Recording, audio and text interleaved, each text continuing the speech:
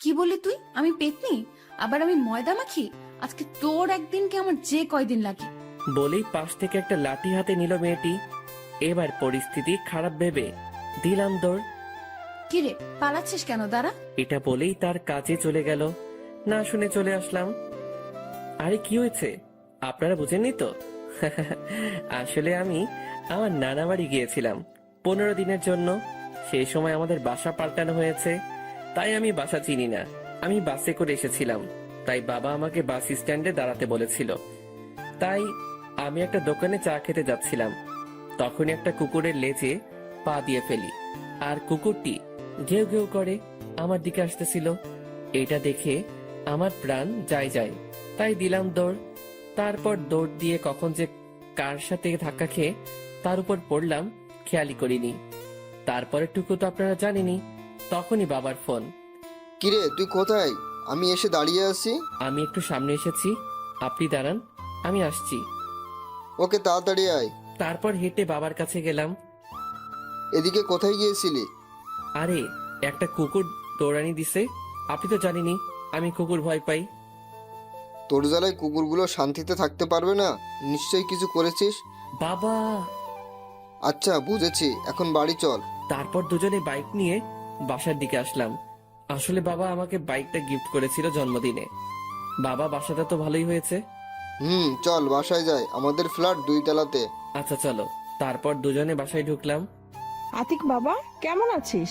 আরে এই কয়দিন তো ফোনে কথাই হলো, তাহলে আবার এটা জিজ্ঞাসা করা লাগে? এসেই দুষ্টুমি শুরু করে দিয়েছিস? আচ্ছা রুমে যা, ফ্রেশ হয়ে খেতে আয়, তোর রুমটা আমিই সাজিয়ে দিয়েছি। ও, ভালোই করেছো, আমার আর কষ্ট করতে হবে না। তারপর আমি রুমে গিয়ে ফ্রেশ হয়ে খেতে এলাম। মা, ভাইয়া কোথায়? তোর ভাইয়া ওর বন্ধুর বিয়েতে গেছে, কালকেই চলে আসবে। আরে এখন খেতে দাও তো, প্রচুর ক্ষুধা লাগছে। তারপর আমি খেয়ে দিয়ে আমার রুমে গেলাম। ও, আপনাদের তো পরিচয় দিতেই ভুলে গেছি। আমি কাব্য আহসান আতিক। সবেমাত্র এইচএসসি দিয়েছি, আর রেজাল্টও ভালো হয়েছে, তাই ভার্সিটিতে অ্যাপ্লাই করেছি। এখন রেজাল্টের অপেক্ষায়। আমার বাবা একজন ব্যবসায়ী। আমরা 3 ভাই। বড় ভাই বিয়ে করেছে, তার একটা বাচ্চাও আছে, তবে তারা আমার পরিবার থেকে আলাদা থাকে। তাই আমি, মেজো ভাই এবং বাবা মা নিয়েই আমার পরিবার। যাই হোক, এখন গল্পে আসি। আমি রুমে গিয়ে দিলাম ঘুম। দুপুরে মায়ের ডাকে ঘুম ভাঙলো। কিরে আর কত ঘুমাবি? এবার ওঠ, গোসল কর, তারপর খেতে আয়। তারপর আমি উঠে গোসল করলাম। কিছুক্ষণ পর নিচে ডাক পড়লো। তারপর খেয়ে রুমে বসে কিছুক্ষণ ফেসবুকিং করে একটু বাইরে বের হলাম। তারপর কিছুক্ষণ ঘুরে বাসায় ফেরার সময় গেটের কাছে যেতেই দেখি সকালের মেয়েটা আমার সামনের রাস্তা দিয়ে হাঁটছে। মেয়েটা আমাকে দেখেই তেলে বেগুনে জ্বলে উঠলো। কিরে, তুই এখানে আমার পিছু নিয়ে এখানে চলে এসেছিস নাকি? আরে আপনি কি বলছেন? আমি আপনার পিছু নিতে যাব কেন? তাহলে এখানে কি করছিস? দাঁড়া, আজকে তোকে আমি। বলেই আমার দিকে তেড়ে আসলো মেয়েটা। আমি অবস্থা বেগতিক দেখে পাশের একটা দোকানের দিকে দৌড় দিলাম। কি হলো, দৌড়াচ্ছিস কেন? দাঁড়া। আপনার মতো রাক্ষসী শাকচুন্নি পেতনির সাথে কথা বলার চেয়ে দৌড়ানি ভালো। কি বললি তুই? তোকে আরেকবার হাতের কাছে পেলে তোকে মেরেই ফেলবো। আপনি আমাকে পেলে তো মারবেন? আপনার মতো রাক্ষসী আমি আপনার সামনে আর আসবই না। বলেই দৌড় দিয়ে একটা চায়ের দোকানের সামনে গেলাম। বাবা, তোমার কিছু লাগবে? জি কাকা, আপাতত 1 কাপ চা দিন। আচ্ছা বাবা, দিচ্ছি, তুমি বসো। তারপর কাকা চা বানিয়ে দিল। চাটা খেয়ে বিল দিয়ে বাসার দিকে গেলাম। আর ভাবতে লাগলাম, এই মেয়েটা এখানে কি করে? মনে হয় তো মেয়েটার বাসা আশেপাশেই। মেয়েটা যে পরিমাণ রাগী, এর থেকে সাবধানে থাকতে হবে। তারপর আমি বাসায় পৌঁছালাম সন্ধ্যার পরে। এখন পড়াশোনা নেই, তাই গল্প পড়ছিলাম ফেসবুকে। কিছুক্ষণ পর পানির পিপাসা পেল, তাই যেই নিচে নামতে যাব তখনই দেখি সকালে রাগী মেয়েটা আম্মুর সাথে গল্প করছে। আমি তাড়াতাড়ি আবার রুমে ঢুকলাম যাতে মেয়েটা আমাকে না দেখে। তারপর আরো কিছুক্ষণ পর দরজা খুলে বেরিয়ে দেখি মেয়েটা নেই। তাই আমি নিচে নেমে পানি খেলাম আর মায়ের কাছে গেলাম। মা, তোমার সাথে কিছুক্ষণ আগে বসা ছিল সেই মেয়েটাকে? আরে ও হচ্ছে তোর বাড়িওয়ালা আঙ্কেলের মেয়ে, মাওয়া। কি? উনি বাড়িওয়ালা আঙ্কেলের মেয়ে? তো আমাদের বাসায় এসেছিল কেন? এসেছিল আমাদের দাওয়াত দিতে, আজকে ওদের বাসায় ডিনার করতে যেতে বলেছে। আমি তো ভয় শেষ। আমি তাদের বাড়ি গেলে আমাকে কাঁচা খেয়ে ফেলবে। মা, আমি যাব না তাদের বাসায়, তোমরা যাও। এটা কেমন কথা আতিক? ওরা তোর জন্যই আমাদেরকে দাওয়াত দিয়েছে, কারণ তারা তোর সাথে পরিচিত হওয়ার জন্য দাওয়াত দিয়েছে। তবুও মা, আমি যাব না। আমি কিছু জানি না, তোর যেতেই হবে। তারপর আমি টিভির সামনে বসলাম। কিছুক্ষণ পরই বাবা চলে আসলো। তারপর তিনি ফ্রেশ হলেন। ফ্রেশ হওয়ার পর বাবা মা আমাকে জোর করে নিয়ে গেল বাড়িওয়ালাদের বাসায়। বাসায় গিয়ে কলিং বেল বাজানোর পর একজন মহিলা দরজা খুলে দিলেন। বুঝে গেলাম এটাই বাড়িওয়ালা আন্টি। ও, আপনারা এসে গেছেন। আসুন আসুন, ভিতরে আসুন, আমরা আপনাদের জন্য অপেক্ষা করছিলাম। তারপর আমরা ভিতরে গেলাম। আন্টি আমাদের বসতে বললেন। তারপর আমরা সোফায় বসলাম। আতিক, এই হলো তোর বাড়িওয়ালা আন্টি। ও, আসসালামু আলাইকুম আন্টি। ওয়ালাইকুম আসসালাম। বাবা, তুমি তাহলে আতিক? জি আন্টি, আমি আতিক। তারপর আঙ্কেল আসলো, তার সাথেও পরিচিত হলাম। তাদের সাথে বসে আড্ডা দিচ্ছিলাম। তখনই মাওয়া আসলো। সে আমাকে খেয়াল করেনি। এ কি আন্টি, আমাকে ছাড়াই আড্ডা দিচ্ছ? না মা, আমি তোমাকেই খুঁজছিলাম। তাই? মা দাঁড়া, আগে তোকে আমার ছেলে আতিকের সাথে পরিচয় করিয়ে দেই। তারপর মাওয়া এদিকে তাকিয়েই দেখে আমি নেই। কোথায় আন্টি তোমার ছেলে? এই তো এতক্ষণ এখানেই ছিল। তাহলে গেল কোথায়? দাঁড়া, ফোন করে দেখছি ও কোথায়। এদিকে আমি ছাদে চলে গেছি। মাওয়াকে আসতে দেখে যেই রাগী মেয়ে কিনা বাবা মায়ের সামনে মারতে চায়। আমি হাঁটছিলাম, তখনই মায়ের কল আসলো। হ্যাঁ বলো। তোর কি কোনো কাণ্ডজ্ঞান নেই? তুই আমাদেরকে না বলে কোথায় গেছিস? মা, তোমরা আড্ডা দিচ্ছিলে, আমার ভালো লাগছিল না, তাই ছাদে ঘুরতে এসেছি। ও আচ্ছা, ঠিক আছে, তাইলে ছাদে থাক, ফোন দিলে চলে আসিস। তারপর ফোন কেটে দিলাম। ওইদিকে ও আতিক তাহলে ছাদে আছে। হুম তাহলে মাওয়া যা, ওর সাথে পরিচিত হয়ে আয়। আচ্ছা মা। বলেই ছাদের দিকে হাঁটা ধরলো মাওয়া। তারপর মাওয়া ছাদে পৌঁছালো। আমি অন্যদিকে ফিরেছিলাম। এই যে শুনছেন? জি, আমাকে বলছেন? এ কি, তুই এখানে কেন? তাহলে কোথায় থাকবো? এখানে তো আতিকের থাকার কথা ছিল। জি, আমি আতিক। তুই তাহলে আতিক? তাহলে এবার যাবি কোথায়? কেন? কেন মানে? রাস্তায় কি বলছিলি মনে নেই? যা সত্যি তাই তো বলেছি। বলেই দৌড় দিয়ে নিচে আন্টিদের বাসায় চলে আসলাম। আরে আরে, পালাচ্ছিস কেন? তোকে এখন পাবো না তো কি হইছে? তোকে পরে বোঝাবো তুই কাকে রাগাচ্ছিস। বলেই রাগে ফুঁসতে থাকে মামা। তারপরে সে নিজেও নিচের দিকে আসলো। এদিকে আমি নিচে তাদের কাছে যেতেই, একই বাবা, তুমি এসে পড়লে? জি আন্টি। তোর কাছে তো মাওয়া গেল, পরিচিত হয়েছিস তো? হ্যাঁ, হয়েছি। আচ্ছা, তাহলে ও কোথায়? এই তো মাওয়া এসে গেছে, তাহলে এখন খেতে চলো, কি বলেন ভাইজান? তাই ভালো হয়। তারপর খেতে বসলাম। বাবা আতিক, তুমি এবার কিসে পড়ো? জি আন্টি, আমি এইচএসসি দিয়ে এই ভার্সিটিতে চান্স পেয়েছি। কালকে ভর্তি হয়ে ক্লাস শুরু করব। ও, তাহলে তো তুমি মাওয়ার ছোট। ও তোমাদের ভার্সিটিতে অনার্স দ্বিতীয় বর্ষে পড়ে। সিনিয়র হলে সমস্যা কি? ক্লাস তো খেয়েছি। ও তাই? তাই?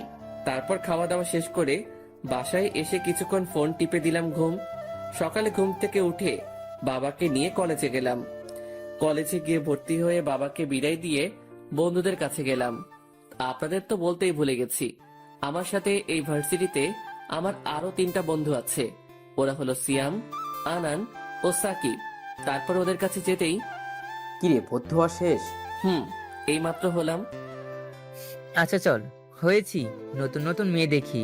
শালা তুই আর ভালো হলি না। এ আইসে, তোমার তো জেব আছে, তাই দেখতে পারতেছো না? কি করবে বল? তাইলে তোর চোখে উঠিয়ে নিবে মোনা। হয়েছে, থাম, চল ক্যাম্পাসটা ঘুরে দেখি। তাই চল। তারপর ক্যাম্পাসটা ঘুরে দেখতেছিলাম, তখনই ওই, এইদিকে আয় তোরা। জি, আমাদের ডাকতেছেন? তোদেরই ডাকতেছি। আচ্ছা চল ভাই, গিয়ে দেখি। আচ্ছা চলো। তারপর তাদের কাছে গেলাম। তোরা কি নতুন ভার্সিটিতে? জি, আমরা নতুন। শোন, আমরা তোদের সিনিয়র, তাই আমাদের সম্মান দিবি। আচ্ছা আপু। এখন থেকে আমাদের যেখানে দেখবি সেখানেই সালাম দিবি। আচ্ছা, আমরা তাহলে যাই।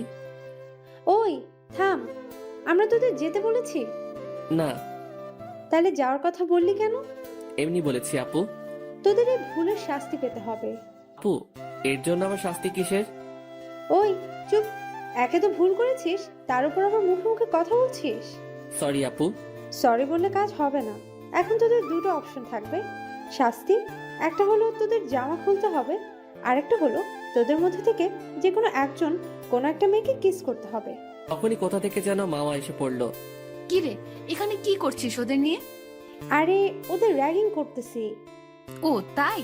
তাহলে তো ভালোই হলো। এদিকে আমাদের মধ্যে কথোপকথন। দোস্ত এখন কি করবি? ভাই, কি করবি?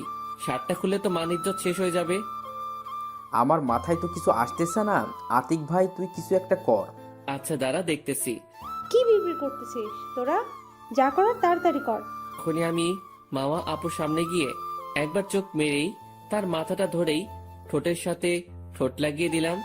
এটা দেখে তো মামার বন্ধুরাও, আমার বন্ধুরা অবাক, এমনকি মামা নিজেও অবাক। তারপর তাকে ছেড়ে দিয়েই আপু আমাদের শাস্তি শেষ, আমরা যাই বলেই ওখান থেকে সবাই পালালাম। এই তোকেও কিস করলো, তুই ওকে কিছু বললি না কেন? সরি মামা, আসলে আমি ওদের শাস্তি দিয়েছিলাম, সেই শাস্তিটা যে তোর উপর যাবে বুঝতে পারিনি। ওর অবস্থা আমি খারাপ করে ছাড়বো। ওর কি করে সাহস হয় আমাকে কিস করার? আচ্ছা বাদ দে, একটু মাথা ঠান্ডা কর। আর ছেলেটার কিন্তু সাহস আছে বলতে হবে, ওকে বয়ফ্রেন্ড বানিয়ে নে। দেখ, এমনিতেই মাথা গরম আছে, আর গরম করিস না। চল ক্লাসে চল। মামার রাগ দেখে ওরা আর কিছু না বলে মামার সাথে ক্লাসে চলে গেল। অন্যদিকে আমরা পালিয়ে এক জায়গায় এসে দাঁড়ালাম। ভাই, তুই এটা করলি কেমনি? ওই সুন্দরী মেয়েটাকে কিস করলি? ভাই, আমাদের পরে যদি ওই মেয়েটা পায় অবস্থা খারাপ করে দিব। শালা, তোদের নয় আমার অবস্থা খারাপ করবে, আর এটা তোদের ভাবি। মানে কি বলতে চাচ্ছিস বুঝিয়ে বল। ওকে আমার ভালো লাগে, আমার প্রথম ক্রাশ, আর ও আমাদের বাড়িওয়ালার মেয়ে। বলিস কি শালা, তোর চয়েস আছে বলতে হবে। ভাই দেখতে সেই, কিন্তু বড়, এবং মনে হয় প্রচুর রাগী। পাইলে আসার সময় দেখেছিলাম চোখ দিয়ে মনে হয় আগুন বের হচ্ছে। আরে ভাই, যা হবে পরে দেখা যাবে, এখন ক্লাসে চল। এমনিতেই আজকে প্রথম ক্লাস। তাই চল। ওর সবাই মিলে ক্লাসে গেলাম। আজকে প্রথম দিন তো, তাই পরিচয় পর্বতেই ক্লাস শেষ। তারপর ক্লাস থেকে বের হয়ে বন্ধুদেরকে বিদায় দিয়ে বাসার দিকে রওনা দিলাম। তারপর বাসায় গিয়ে খেয়ে কিছু সময় গল্প লিখে তারপর ক্রিকেট খেলতে গেলাম। আসলে এই ক্রিকেট খেলার জন্যই আমি গল্প লেখার সময় খুব কম পাই। যাই হোক, খেলা শেষ করে বাসায় এসে কিছু খেয়ে কিছুক্ষণ এফবি ইউজ করে পড়তে বসলাম। তারপর রাতে খাবার খেয়ে ঘুমানোর চেষ্টা করলাম, কিন্তু ঘুম আসছে না। শুধু সকালের ব্যাপারটা নিয়ে ভয় করছে, তাই ভাবলাম একটু ছাদে যাই। তারপর ফোনটা নিয়ে ছাদে চলে গেলাম। গিয়ে দেখি একজন ছাদে দাঁড়িয়ে আছে। আমার আশা শব্দ পেয়ে যেই পিছনে ফিরল, তখনই দেখি মাওয়া। তাই আমি ভয়ে নিচে নামতে চাইলাম, তখনই ওই দাঁড়া, এদিকে আয়। তারপর আমি তার কাছে গেলাম। জি বলুন। তুই পেয়েছিসটা কি বলতো? তুই আমাকে কিস করলি কেন? আসলে কি? আসলে আমি তোমাকে ভালোবাসি। কি বললি? তুই জানিস আমি তোর বড়, তারপরে তুই এটা ভাবলি কি করে? বড় হয়েছে তো কি হয়েছে, বড় মেয়েরা কি তাদের থেকে জুনিয়র কাউকে বিয়ে করে না? করে, তবে আমি তোকে ভালোবাসতে পারবো না। তোকে যেন আমার চোখের সামনে আর না দেখি। বলেই ছাদ থেকে নিচে নেমে গেল মামা। আমি ছাদে দাঁড়িয়ে ভাবতে লাগলাম, আগে কখনো কাউকে দেখে ভালো লাগেনি। তোমাকে আমার এই মন চাই, তাই তুমি আমাকে যতই দূরে থাকতে বলো না কেন, আমি তোমার থেকে আমার ভালোবাসা আদায় করে নিবই। তারপর ছাদ থেকে নিচে নেমে দিলাম ঘুম। পরের দিন সকালবেলা আম্মুর ডাকে ঘুম থেকে উঠে নাস্তা করে কলেজে গেলাম। তারপর বন্ধুদের কাছে গেলাম। দোস্ত, একটা সমস্যায় পড়ে গেছি। কেন, তোর আবার কি হয়েছে? আর বলিস না ভাই, তোদের ভাবিকে কিভাবে পটাবো বুঝতেছি না। আরে ভাই, আগে তো প্রপোজ কর। আরে শালা, করেছি প্রপোজ, কিন্তু রিজেক্টেড। কিভাবে করলি প্রপোজ? তখনই দুটো মেয়ে আসলো। হাই, আমি তিথি। আর আমি অধরা। তারপর আমরাও আমাদের পরিচয় দিলাম। তো আপনারা কিসের জন্য এসেছেন? এই আপনি কি তুই করে বলেন? আমরা একই ইয়ারে পড়ি, তাই তোদের সাথে ফ্রেন্ডশিপ করতে এসেছি। আর আমরা এতক্ষণ তোদের কথা শুনেছি, এখন কিভাবে প্রপোজ করলি? তারপর আমি ওদের কালকে ঘটে যাওয়া সবকিছু বললাম। তাহলে এখন কি করবি? কিছুই তো মাথায় আসছে না। ওকে অনেক ভালোবাসি ভাই। আরে এত চিন্তা করিস না, তার পেছনের আঠার মতো লেগে থাকবি সবসময়। আরে ভাই, ওর যা রাগ আমার প্রচুর ভয় করে। তাহলে তার আশা ছেড়ে দাও। না, তা পারবো না। যতই কষ্ট হোক ওকে আমার চাই। আমি ওকে অনেক ভালোবাসি। তারপরে দেখি মামা আপু কলেজ গেট দিয়ে ঢুকতেছে। তখনই আমি তার সামনে গেলাম। কিরে, তোকে কালকে না আমার সামনে আসতে না করলাম? তো আমি সত্যি তোমাকে খুব ভালোবাসি। দেখ, সকাল সকাল আমার মেজাজটা খারাপ করবি না। এমনিতেই কালকের ব্যাপারটা নিয়ে সবার সামনে যেতে পারছি না। দেখো, কালকের ব্যাপারটা তোমার বান্ধবীদের জন্য হয়েছিল। সেই জন্যই তো তোকে কিছু বলছি না, না হলে তোর খবর ছিল। এই বলে চলে গেল মামা। তারপর আমি বন্ধুদের কাছে গেলাম। শালা এই মেয়ে নাকি অন্য কিছু। এই মেয়ে তোর বউ হলে তোর অবস্থা শেষ আতিক। আচ্ছা বাদ দে ভাই, চল ক্লাসে যাই। চল, তবে শোন, এই মেয়ে মানে আমাদের হবু ভাবি। যতই রাগী হোক না কেন, যদি তোকে ভালোবাসতে শুরু করে তাহলে তোকে খুব ভালোবাসবে। তাই ভাবির পিছু ছাড়িস না। তারপর ক্লাসে গিয়ে সব ক্লাস করে বের হলাম। দেখি আপুও বের হচ্ছে। আমি তার সামনে গেলাম। কিরে, আবার এসেছিস আমার সামনে? তোকে না আমার সামনে আসতে মানা করলাম? কি করব বলো, তোমাকে না দেখলে আমার ভালো লাগে না। দেখ, আমার সামনে একদম বেহায়াপনা করবি না। আচ্ছা, এখন বাইকে ওঠো, বাসায় যাই। তার দরকার নেই, আমি রিক্সা নিয়ে চলে যেতে পারবো। বলে একটা রিক্সা নিয়ে চলে গেল। তারপর আমিও তার পিছনে পিছনে বাইক নিয়ে বাসায় গেলাম। বাসায় গিয়ে খেয়ে দিলাম ঘুম। তারপর ঘুম থেকে উঠে দেখি ভাইয়া এসে পড়েছে। কি অবস্থা তোমার? শুনছি কার পিছনে নাকি ঘুরছো। মানে থাক, বলতে হবে না, আমি সব জানতে পেরেছি। তোমার কোনো হেল্প লাগলে বলো, আমি আছি কিন্তু। আচ্ছা ভাইয়া, তুমি জানলে কি করে? আরে আমার বন্ধুরা বলেছে। তবে তোমার পছন্দ আছে বলতে হবে, তবে একটু সাবধানে। যতই হোক আমাদের বাড়িওয়ালার মেয়ে। আচ্ছা ভাইয়া। আমাকে একটু হেল্প করো না। কি হেল্প করতে হবে? আমাকে একটু নানু বাড়ি পাঠানোর ব্যবস্থা কর। ও, এই ব্যাপার? এত ভালোবাসা থাকলে বিয়েই তো করে নিতে পারো। কিভাবে করব বল? মা বাবাকে কিভাবে বলবো? আচ্ছা, আগে তোমাকে নানু বাড়ি পাঠাই, তারপর সেখান থেকে আসার পর না হয় বিয়ের ব্যবস্থা করাবো। আচ্ছা ভাই, যা করার করিস, আগে নানু বাড়ি পাঠা আমাকে। আচ্ছা, দেখছি। ও, আপনারা তো কিছুই বোঝেননি। আসলে নানু বাড়ি আমার খালাতো বোনের বান্ধবীর সাথে ভাইয়া রিলেশন করে। তার নাম নিঝুম। তাই ভাইয়ার নানু বাড়ি যাওয়ার এত ইচ্ছে। যাই হোক, তারপর বাইরে গিয়ে হালকা কিছু নাস্তা করে বাসায় এসে পড়তে বসলাম। কিছুক্ষণ পরে ছাদে গেলাম। তারপর মোবাইলে একটা গান শুনতে লাগলাম। কিছুক্ষণ পর মামা এলো। কিরে, ছাদে কি করিস? তোকে যেন আর ছাদে না দেখি। কেন? ছাদে আসলে প্রবলেম কি? তোকে আসতে মানা করেছি তো, আসবি না। আমি আসবই তোমাকে দেখতে ছাদে। দেখি তুমি কত দাঁড়াতে পারো। এখন নিচে যা, আমাকে এখানে বসে শান্তিতে পড়তে দে। আচ্ছা ঠিক আছে, তোমার পড়ায় বিরক্ত করতে চাই না, তাই চলে গেলাম। তারপর নিচে চলে আসলাম। নিচে কিছুক্ষণ ফোন টেপার পর নিচে খেতে ডাক দিল। তারপর খাবার টেবিলে গিয়ে খেতে শুরু করলাম। বাবা ভাইয়াকে নানু বাড়ি পাঠিয়ে দাও কয়েকদিনের জন্য। কেন, কি হয়েছে? আসলে বাবা, আমি কতদিন নানু বাড়ি বেরিয়ে এসেছি, কিন্তু ভাইয়া যেতে পারিনি, তাই ভাইয়া রাগ করেছে। ও, এই ব্যাপার। আচ্ছা ঠিক আছে, তাহলে যাক, কয়েকদিন ঘুরে আসুক। তাইলে আজকে রাতের ভিতর ব্যাগ গুছিয়ে নে, কালকে সকালে চলে যাস। আচ্ছা মা। তারপর খাওয়া শেষে ভাইয়া আমাকে ধন্যবাদ দিয়ে চলে গেল। পরের দিন সকালবেলা মায়ের ডাকে ঘুম ভাঙলো। কিরে ওঠ, তোর ভাইয়া নানু বাড়ি যাবে, তোকে খাবার টেবিলে ডাকছে। আচ্ছা, আমি ফ্রেশ হয়ে আসতেছি। আমি ওয়াশরুমে গিয়ে ফ্রেশ হয়ে খাবার টেবিলে গেলাম। তারপর খেয়ে ভাইয়াকে নিয়ে বের হলাম। এটা আমাদের দুই ভাইয়ের মধ্যে একটি কাজ।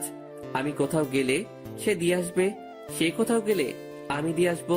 কথা বলতে বলতে বাস স্ট্যান্ডে পৌঁছে গেলাম। তারপর বাইক থেকে নামলাম। শোন, কোনো সমস্যা হলে জানাবি। আর এই নে 2000 টাকা। টাকা নিয়ে আমি কি করব? এই টাকাটা দিলাম তোকে ফুল কেনার জন্য। প্রতিদিন কিরাশকে ফুল দিয়ে প্রপোজ করবি। কিন্তু টাকা তো আমার কাছে ছিল। টাকা থাকলেই বা কি, আমি টাকা দিয়েছি, রেখে দে। আচ্ছা ভাইয়া, সাবধানে যাবে, গিয়ে আমাকে ফোন করবে। আচ্ছা, গিয়ে তোকে তোর ভাবির সাথেও কথা বলাবো। আচ্ছা ভাইয়া। তারপর বাস স্টার্ট হলো। ভাইয়াকে বিদায় দিয়ে সেখান থেকে একটা ফুলের দোকানে গিয়ে ফুল কিনে কলেজের দিকে রওনা দিলাম। তারপর কলেজে পৌঁছানো মাত্রই দেখি আপুও কলেজে প্রবেশ করতেছে। আমি তার সামনে গেলাম। I love you. তুই আবার এসেছিস? তোকে বললাম তো আমি তোকে ভালোবাসি না। এই কথা তোকে কতবার বলতে হবে? কিন্তু আমি তোমাকে ভালোবাসি। আর যেন তোকে আমার পেছনে না দেখি। বলেই চলে গেল মামা। তারপর ওখান থেকে বন্ধুদের কাছে গেলাম। শালা আজকে থাপ্পড় খেলি? তো কি হয়েছে, ওকে তো আমি ভালোবাসি, তাই এই থাপ্পড় কিছু না। আচ্ছা ভাই, যা ভালো বুঝোস। হুম। ভাই তুই চিন্তা করিস না, আরো কষ্ট করতে হবে তোকে সাকসেস হতে হলে। এখন ক্লাসে চল। তারপর ক্লাস করে বের হলাম। গেটের কাছে দাঁড়িয়ে আছি মামার আসার জন্য, আর সে এসেও পড়লো। সে আমাকে দেখেও না দেখার ভান করে চলে যেতে লাগলো। এই যে মিস রাগী কিউটি। দেখ, সকালে থাপ্পড় মেরেছি, এখন কিছু করতে চাই না। এখন সামনে থেকে যা। তুমি মারলে আমাকে মারতে পারো, আমার সমস্যা নেই। ধুর বেহায়া।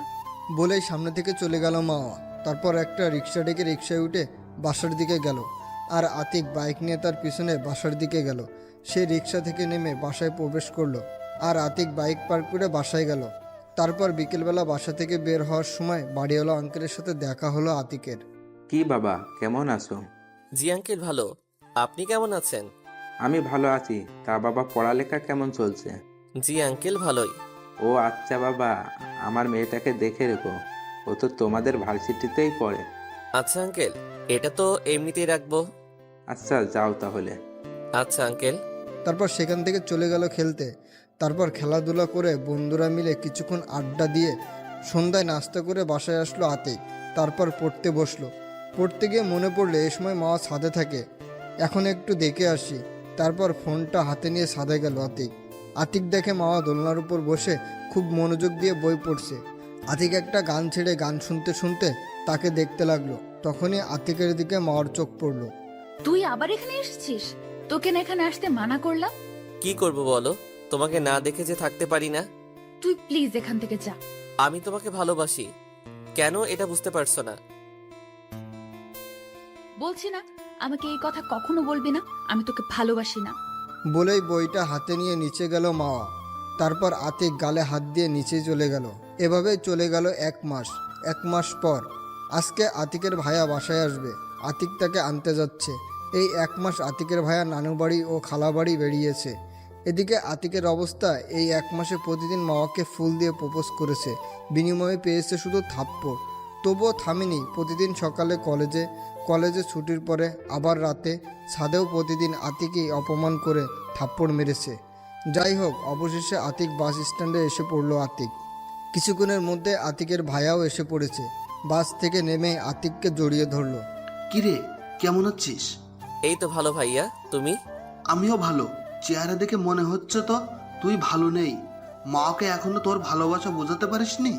ভাইয়া অনেকভাবে চেষ্টা করেছি, কিন্তু আমার ভালোবাসা ও একটু বুঝতে চায় না। চিন্তা করিস না ভাই, সব ঠিক হয়ে যাবে। তাই যেন হয়।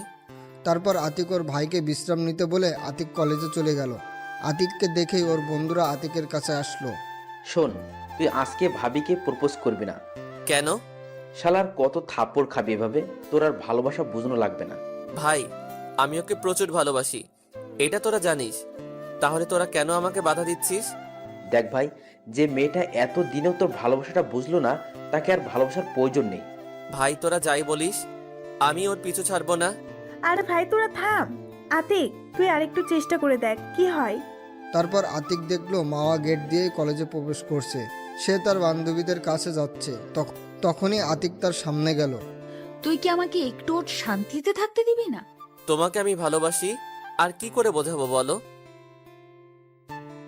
তোকে কতদিন বলছি আমি তোকে ভালোবাসি না, তোকে প্রতিদিন মারি, তারপরও কেন বেহায়ার মতো আমার সামনে আসিস? তোর কি লাজ লজ্জা বলতে কিছুই নেই? নাকি তোর বাবা মা তোকে সঠিক শিক্ষা দিতে পারেনি? না হলে এত বেহায়া হয় কিভাবে? কলেজের সকল ছাত্রছাত্রী আতিকের দিকে তাকিয়ে আছে। ব্যাস, অনেক বলে ফেলেছেন আপনি, আর বলতে হবে না আপনার। আমি আর আপনাকে বিরক্ত করব না, থাকুন আপনি আপনার মতো। আজ আপনি বড় বলে আপনার গায়ে হাত তুললাম না, কারণ আমার মা বাবাই আমাকে শিখিয়েছে বড়দের গায়ে হাত না তুলতে। বলেই চোখ মুছতে মুছতে কলেজ থেকে বের হয়ে গেল আতিক। আতিকের বন্ধুরাও আতিকের পিছনে আসলো। তোকে নিষেধ করেছিলাম ওর কাছে যেতে, দেখলি তো এখন কি করলো তোকেও, সবার সামনে অপমান করলো, এমন কি তোর মা বাবাকে নিয়েও খারাপ কথা বললো। আরে বাদ দে ভাই, দেখছিস তো ও কতটা কষ্ট পেয়েছে, তার উপরে তোরা ওর সাথে এভাবে কথা বলছিস কেন? কি করব বল, ওকে এভাবে দেখতে কার ভালো লাগে বল। সরি ভাই, আসলে ও তোকে এমনভাবে অপমান করলো তাতে আমাদের মাথা খারাপ হয়ে গেছিল। প্লিজ ভাই, আমাকে ভুল বুঝিস না। ভাই তুই আমাদেরকেও মাফ করে দে, আমরা বুঝিনি মেয়েটা এত নিষ্ঠুর, তাহলে তোকে কখনোই এমন কথা বলতাম না। থাক, তোদের এখন সরি বলতে হবে না, এখন থেকে তোদের কথাই শুনবো। এখন বল, এই মুহূর্তে আমি কি করব? তোকে এখন শক্ত হতে হবে ভাই, তুই এখন থেকে আর ওর সামনে যাবি না। যদি ভুলবশত সামনে পড়েও থাকিস তখন তার সাথে কথা বলবি না, সব সময় তাকে এড়িয়ে চলবি। আচ্ছা যা, শত কষ্ট হলেও আমি এটা করব। আরও একটা কাজ করতে হবে, সব সময় আমাদের সাথে আগের যেমন থাকতি সেভাবে থাকতে হবে। আচ্ছা, চেষ্টা করব। চেষ্টা কি, সেভাবেই থাকতে হবে, না হলে তোর সাথে আমরা কথা বলবো না। আচ্ছা যা, সেইভাবেই থাকবো। আচ্ছা আজকে আমরা ক্লাসে যাব না কেউ, চল সবাই মিলে ঘুরতে যাব। বুঝতে পেরেছি, ওরা আমার মন ভালো করতে এটা করতেছে। আচ্ছা চল। তারপর সবাই মিলে ঘুরতে গেল। আর অন্যদিকে মাওয়া আতিককে অপমান করে ওর বান্ধবীদের কাছে গেল। ভালোই হয়েছে, এখন একটু শান্তিতে থাকতে পারবো। তুই ওকে এভাবে অপমান করলি কেন? তোকে ছেলেটা কত ভালোবাসতো। আরে ভাই বাদ দে তো, সবসময় আমাকে বিরক্ত করতো, এখন আর বিরক্ত হতে হবে না। তবে যাই বলিস, ছেলেটা তোকে অনেক ভালোবাসতো। আচ্ছা, আমার এরকম ভালোবাসার দরকার নেই, এখন ক্লাসে চল তো। তারপর ওরা ক্লাসে চলে গেল। আর এদিকে আতিকরা ঘুরে যে যার বাসায় চলে গেল। বাসায় গিয়ে রুমে গিয়ে ফ্রেশ হতে গেল আতিক। ফ্রেশ হয়ে এসে দেখে আতিকের ভাইয়া বিছানার উপর বসা। আতিককে আসতে দেখে আতিকের ভাইয়া আতিককে নিয়ে তার পাশে বসালো। ভাই কষ্ট পাস না, আমি সব জেনেছি। হুম। শোন, একটা কথা বলার ছিল, অবশ্য তোর এই সময় বলা উচিত না, তবুও বলছি, কারণ তুই ছাড়া আমাকে কেউ হেল্প করতে পারবে না। আরে সমস্যা নেই, বলো কি বলবে। আসলে নিজুমের বাসা থেকে ওকে বিয়ের জন্য চাপ দিচ্ছে, তাই তুই যদি একটু হেল্প করিস। আরে এই ব্যাপার, আগে বলবে না? আচ্ছা, আমি আজকে বাবা মায়ের কথা বলবো। আচ্ছা একটু এদিকটা সামলে নিস। আচ্ছা। আর একদম মন খারাপ করে থাকবি না। না ভাইয়া, তুমি চিন্তা করো না, আমি ঠিক আছি। আচ্ছা। বলে রুম থেকে চলে গেল আতিকের ভাই।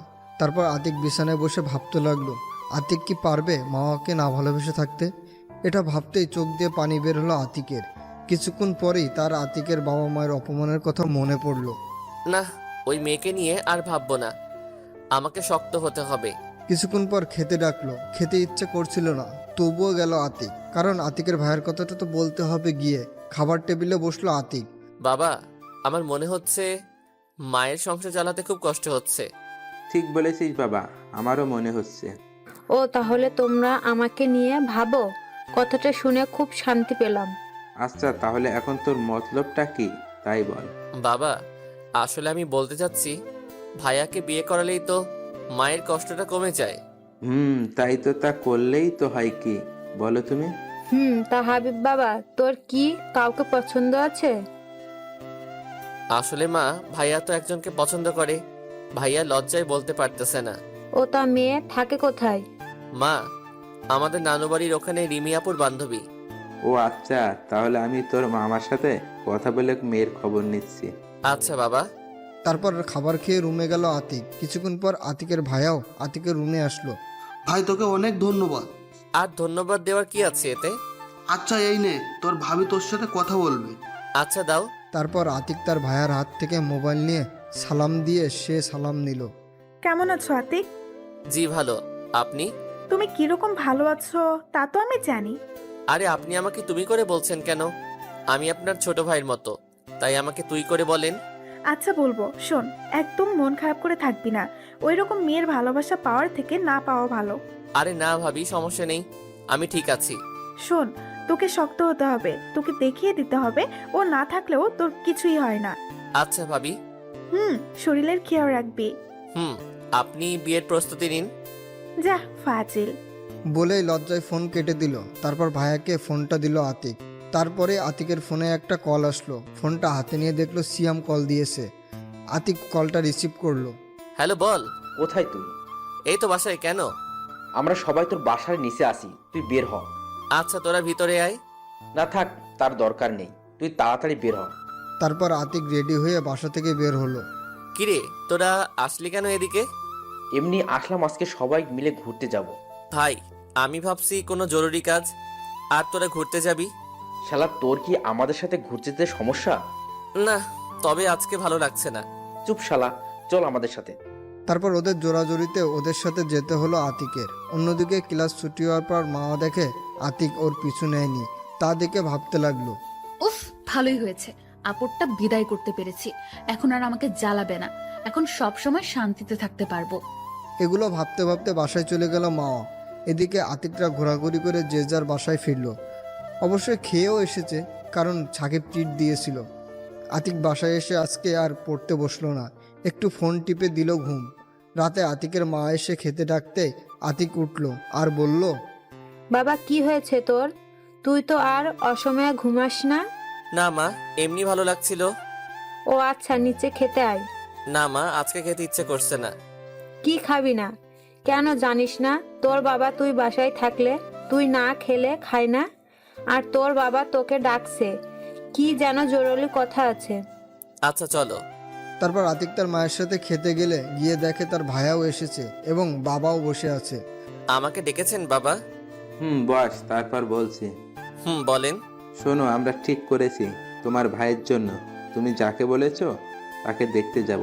তোমার মামার সাথে আমাদের কথা হয়েছে। ও আচ্ছা, তাইলে যাবেন ভাইয়া? কি বলে? তোর ভাইয়া রাজি আছে। ও আচ্ছা, তাইলে কবে যাবেন? আমরা কালকে যাব ঠিক করেছি। ও আচ্ছা, তাইলে চলে যাবেন? চলে যাবেন মানে? কেন, তুই যাবি না? ভাইয়া, তুমি তো জানো আমার এইসব অনুষ্ঠান ভালো লাগে না। তোর যেতে হবে, না হলে আমি যাব না। তারপর অনেক জোরাজোরিতে রাজি হয়ে গেল আতিক। অন্যদিকে মা ছাদে বসে পড়ছে অনেকক্ষণ ধরে, কিন্তু কেউ তাকে বিরক্ত করছে না। ও আজকে ছাদেও শান্তিতে পড়তে পারছি, কেউ বিরক্ত করছে না। মা পড়ছে কিন্তু মনে করছে এই বুঝি আতিক ছাদে আসলো, কিন্তু না, আজকে আতিক ছাদে আসলো না। সে অনেক পড়ায় মন বসাতে চাইলেও পারছে না। তারপর সে রুমে গিয়ে ভাবতে শুরু করলো, আমি আজকে আতিককে এত মিস করছি কেন? ও তো আমাকে বিরক্ত করে, তাইলে আমি ওকে মিস করছি কেন? তারপর অনেক কষ্টে ঘুমালো মাওয়া। এদিকে আতিক ঘুমিয়ে পরের দিন সকালে ঘুম থেকে উঠলো। তারপর আতিকরা সবার সাথে রেডি হয়ে নানুর বাড়ি গেল। অন্যদিকে মাওয়া সকালে কলেজে প্রবেশ করার পর দেখে আজকে কেউ তার কাছে এসে বলল না। তারপর আতিকের বন্ধুরার দিকেও তাকিয়ে দেখে আতিক নেই। মাওয়ার আজকে অস্বস্তি হচ্ছে, সে যেন কেমন আতিককে খুঁজছে। মাওয়ার বান্ধবীরা তাকে দেখলো। কি রে মামা, আজকে তোকে এত উদাসীন লাগছে কেন? বুঝতে পারছি না রে, আজকে কেমন জানি ভালো লাগছে না। আমার তো মনে হচ্ছে তুই কাউকে খুঁজছিস। মানে তোরা বুঝলি কি করে? দেখ, আজকে একদিনেই তুই ওকে এত মিস করছিস, পরবর্তীতে কি হবে? মা চিন্তায় পড়ে গেল। ওকে একদিনেই আমি এত মিস করছি, তাইলে কি আমি ওকে ভালোবেসে ফেললাম? কি ভাবছিস এভাবে? কই কিছু না তো। দেখ, যদি ভালোবেসে থাকিস তাহলে ওর কাছে ক্ষমা চেয়ে মনের কথা বলে দে। আচ্ছা, আমি ওকে যে অপমান করেছি, ও কি আমাকে মেনে নেবে? চেষ্টা করলে সবই সম্ভব, করে দেখ। তাছাড়া ও তো তোকে ভালোবাসে। কিন্তু ওকে এখন কোথায় পাবো? ও তো কলেজে আসেনি। আচ্ছা দাঁড়া, আমি দেখছি ওর বন্ধুদেরকে জিজ্ঞাসা করে। তারপর নীলিমা সিয়ামকে ডাক দিল, তবে ওর সাথে সবাই আসলো। জি আপু, বলেন। আতিক কোথায় রে? জানেন আপু, ও কোথায় গেছে আমাদের বলে যায়নি। ও আচ্ছা, যা তাহলে। আচ্ছা বলেই ওখান থেকে চলে গেল সবাই। আজকে আমি ক্লাস করব না, আজকে বাসায় গিয়ে দেখি আতিক বাসায় আছে কিনা। আচ্ছা যা। তারপর মা ওখান থেকে বাসায় গেল।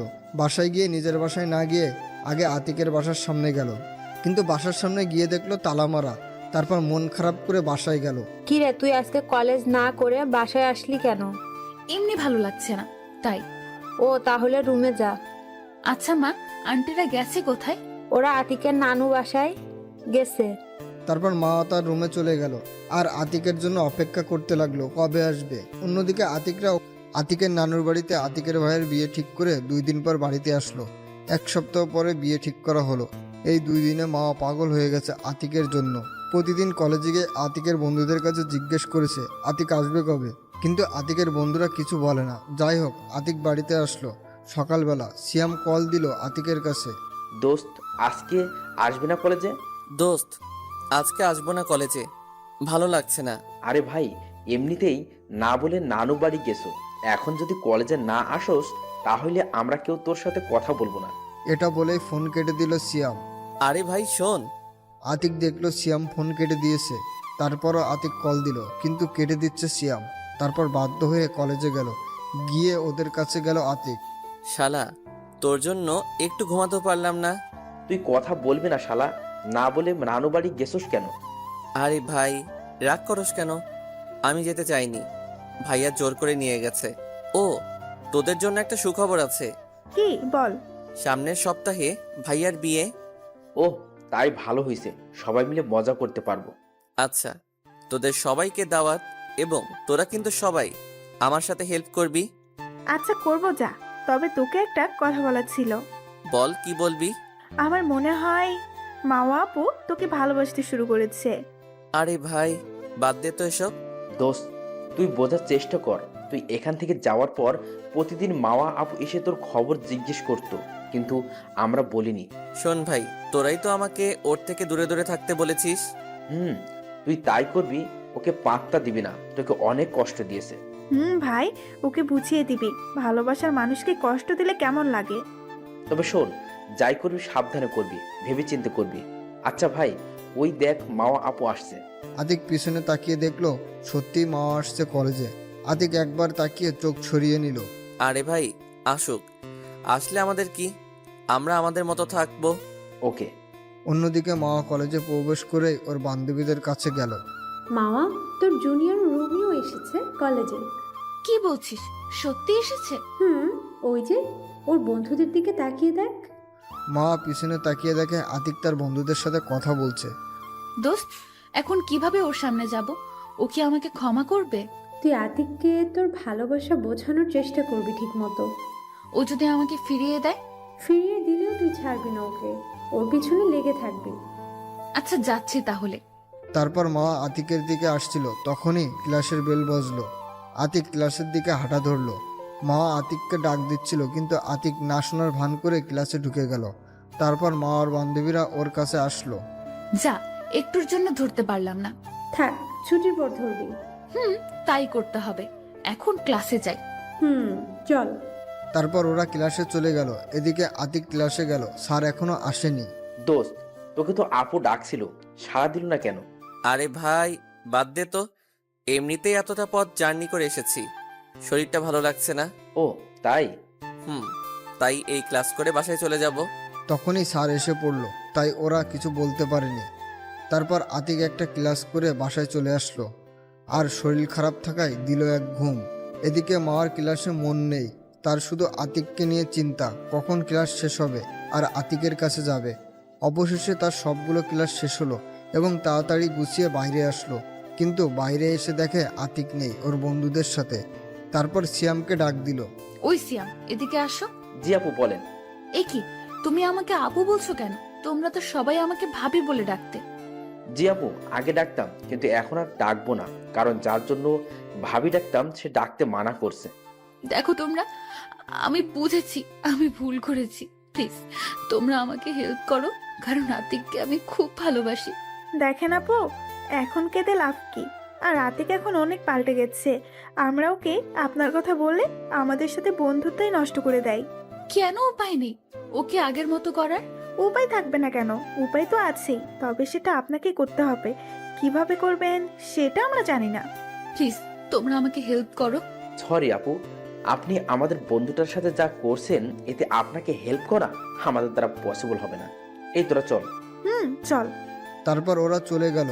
মাওয়া আর কিছু বলতে পারলো না, কেঁদে দিল। তখনই ওর বান্ধবীরা আসলো। আরে কাঁদছিস কেন? এতটুকুইতে ভেঙে পড়লে চলবে না। তোকে ভালোভাবে আতিকের মন জয় করার চেষ্টা করতে হবে। কিন্তু কিভাবে? তুই চেষ্টা করলেই পারবি। এখন চল, বাসায় যাওয়া যাক। তারপর মা ওর বান্ধবীদের বিদায় দিয়ে বাসায় চলে গেল। বাসায় গিয়ে দেখে আন্টি বসে আছে। ও, তুই এসে গেছিস? যা, ফ্রেশ হয়ে আয়, খেতে দিচ্ছি। মা, আমি পরে খাবো, আগে আন্টির সাথে দেখা করে আসি। বলেই দৌড়ে চলে গেল। মাওয়ার মা মাওয়াকে ডাকলো। আরে শোন পাগল মেয়ে, শুনেই চলে গেল মাওয়া। মাওয়া আতিকদের বাসার সামনে এসে কলিং বেল বাজাতে আতিকের মা দরজা খুলে দিল।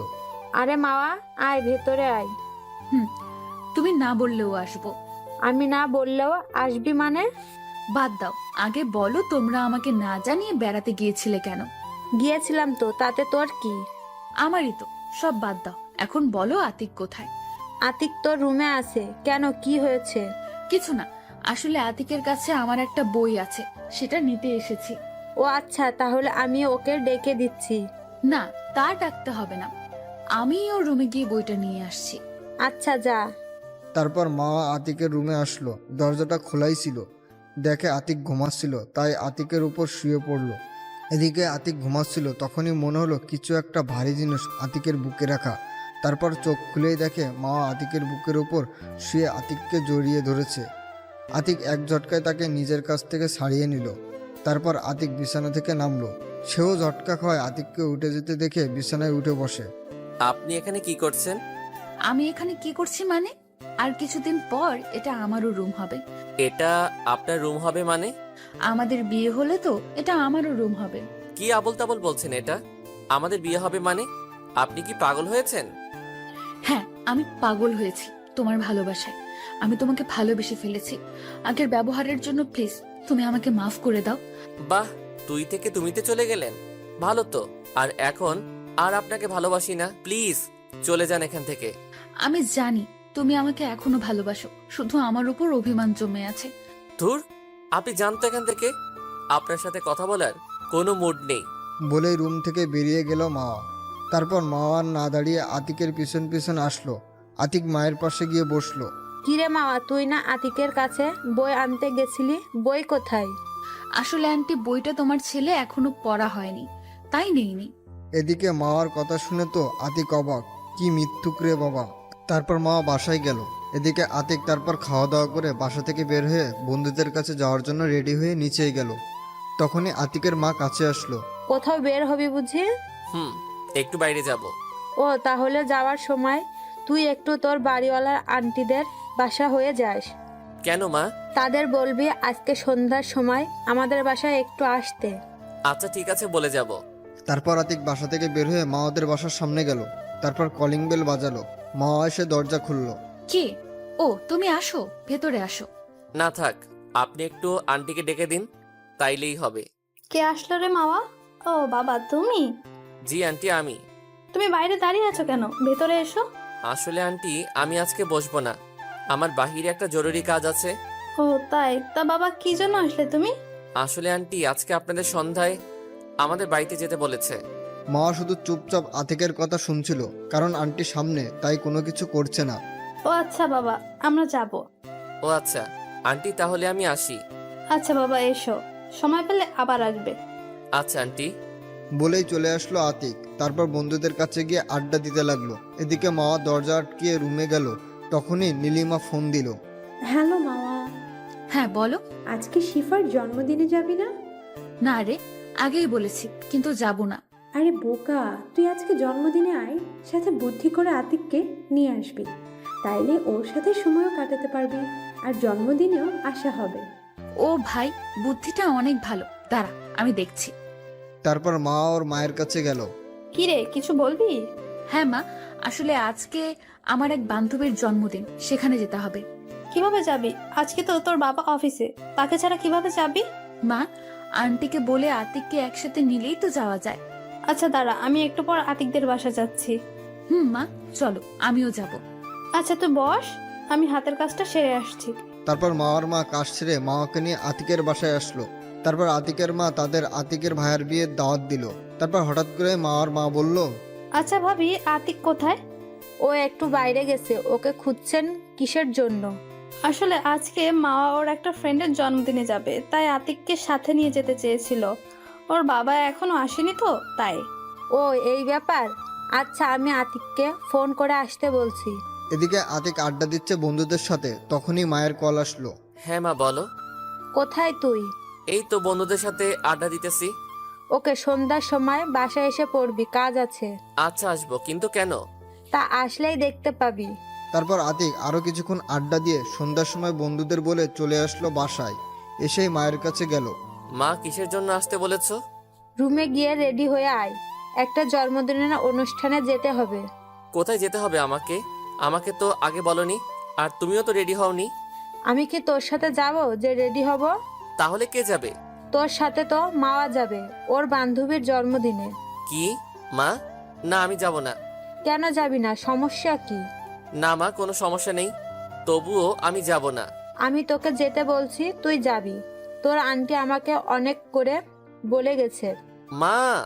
আমি আর কোনো কথা শুনতে চাই না, যা রুমে গিয়ে রেডি হয়ে আয়। তারপর বাধ্য হয়ে রুমে গিয়ে রেডি হতে লাগলো আতিক। একটা সবুজ রঙের শার্ট ও একটা ব্ল্যাক জিন্স পরে বের হলো আতিক।